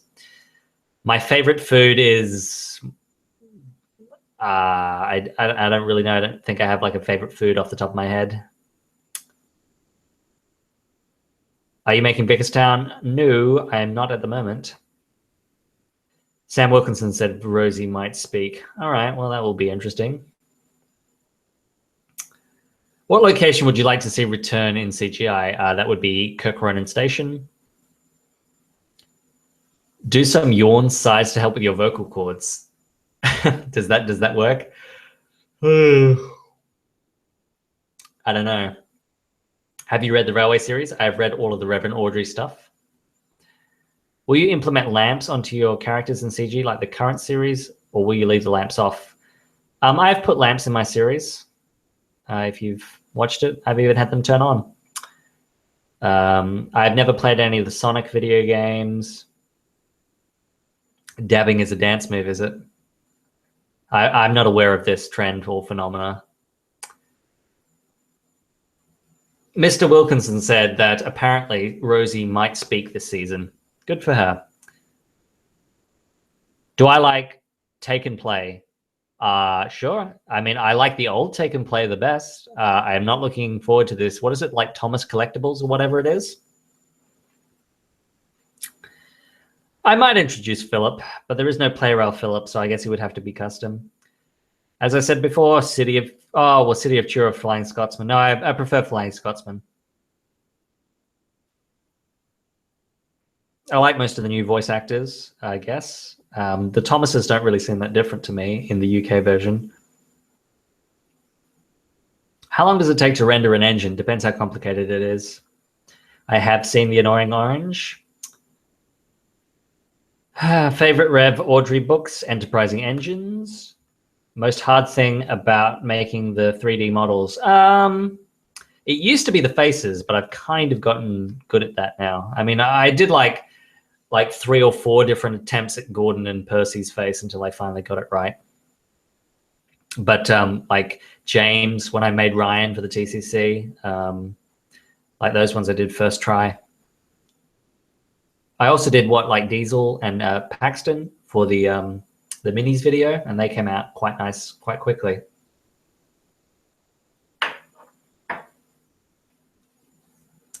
Do you watch Wild Norwester? Yeah, on occasion. I've seen some of his videos. Do you sometimes laugh at your own shorts? Not usually. Not usually. Occasionally, I don't laugh at like the written jokes, like because obviously I've written them. And so I don't find them particularly funny. But what I do sometimes laugh at is when I do like a physical gag, and sometimes it turns out in an unexpected way that really works. Occasionally I'll laugh at something like that. Okay, the TAB remake on the community channel. So what happened was, I was never keen on doing this. I always thought it was too big of a job, but, you know, Percy Engine was determined, and, you know, he did his share of the work, that's for sure. I have edited most of it. The audio for episode 1 is almost done. I think what I will probably do is I will get the fan dub of part 1 done, and then I will just upload the entire video with the original UK audio onto the channel. I think that's what I'm going to do at the moment. Will you bring Caitlin and Millie into your series? Caitlin is more likely than Millie. I will not make an episode where Thomas has Tourette's, because I'm sure some people would find that offensive. How did you get so popular? Not really sure, I guess. Do you think Mighty Max should return? Maybe. He's an interesting enough character. Sailor Moon or Lucky Star? I've only watched a little bit of Lucky Star, so I'll have to go with Sailor Moon. How many parents have boycotted your channel? Well, you know, on occasion I do get messages from angry parents. I don't think any of the Five Nights at Freddy characters will be appearing in any of my shorts. I haven't seen the fan game Five Nights at Smudges. I do like Shrek. Rosie Never Got a Valentine. I like The Great Race. Yeah, I mean, I did have an idea for a short with Ferdinand. Maybe I'll do it one day. Do you have many Thomas DVDs? I do not, because if something is made in HD, I want it in HD. So I will only buy Blu-rays, and they do not release Blu-rays. So as of late, I just get the digital copy off iTunes. Answer me, please, Train Turtle. What did you ask? Would you like Mallard to be in there? You know, maybe. Sure, why not? But I think they've kind of written him out. I mean, because it said that, like, Spencer was the record holder.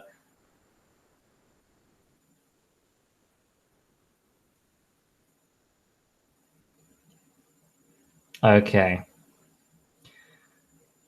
I might add City of Churro. I might do narrow gauge engines. Here's a question for you guys. If I make narrow gauge engines, right, in CGI, should I shrink them down and their track down, which I can do in CGI?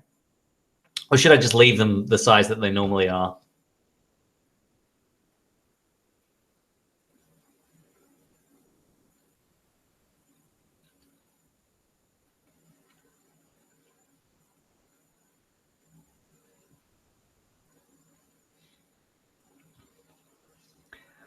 Oh man, yes, shrink them down.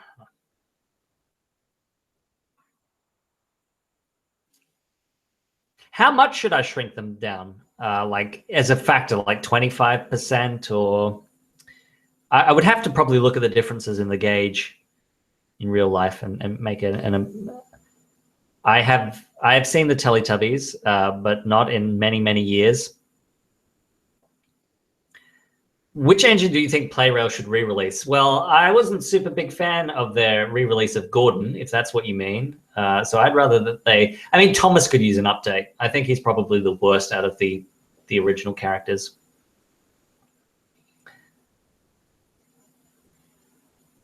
Yeah, I mean, making the narrow gauge engines be like some other brand, I mean, that would be interesting. What can we expect from the future of the TCC? You can expect that we will continue doing the Steam games. There's going to be 4 episodes of that, and after that, we're going to do some stuff for Halloween. Will you replace the face on the CGI Tommy Thomas with the Minis Thomas face? I don't know. What do you guys think? Which one was better?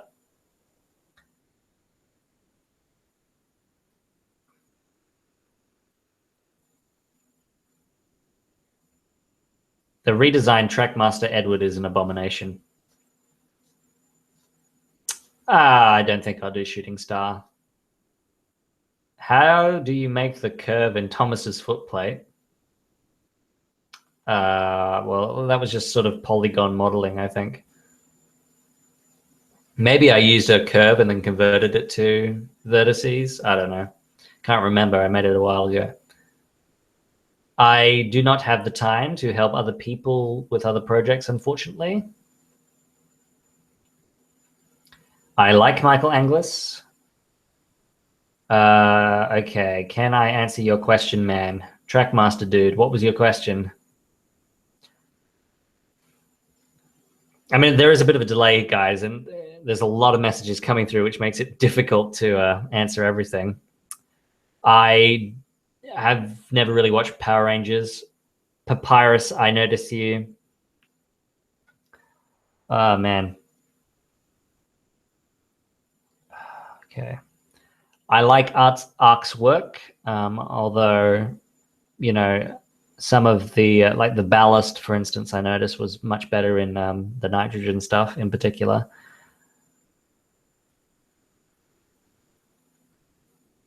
Thomas the Tank Engine versus Zootopia.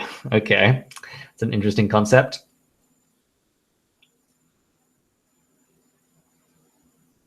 Favorite character to write for?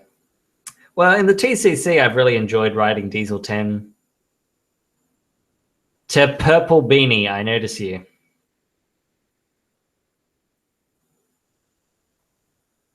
Why are you a llama, to Purple Beanie? You know, I think I remember when Age of Mythology Extended Edition was released. What was it that was like in this exclusive video? There was like a llama puppet.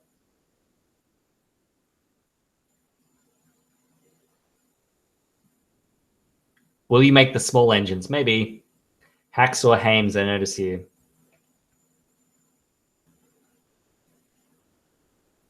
Oh, man. Okay.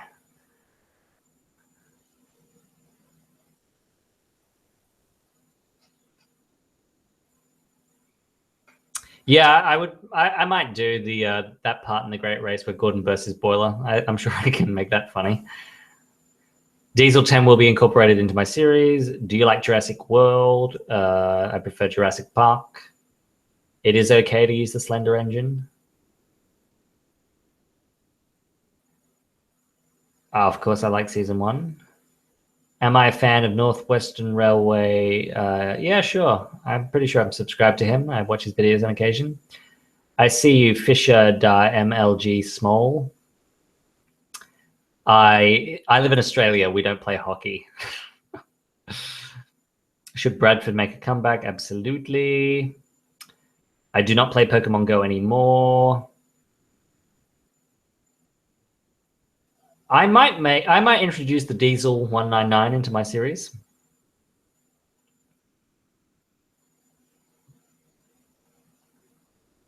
Of course, I welcome Stanley. Thoughts on dinosaurs being involved in the show? Well, you know, sure, why not? I mean, kids love dinosaurs. I love dinosaurs as a kid.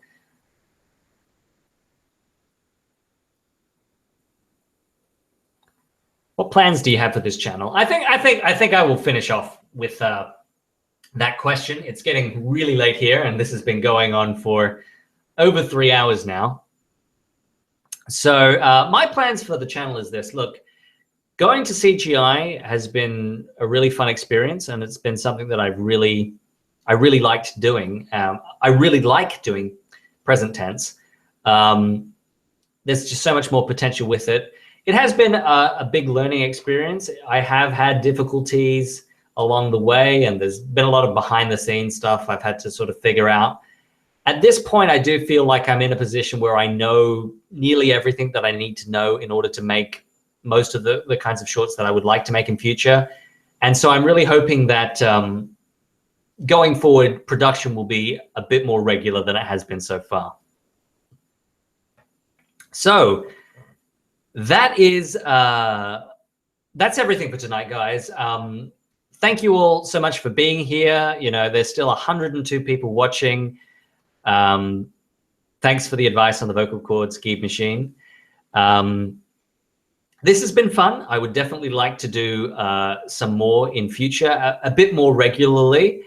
Yeah, I really appreciate you guys all coming here. I really appreciate you, you know, being with me over the years. I'm so happy to have gotten to 100,000 subscribers on YouTube. That's a really important milestone for me.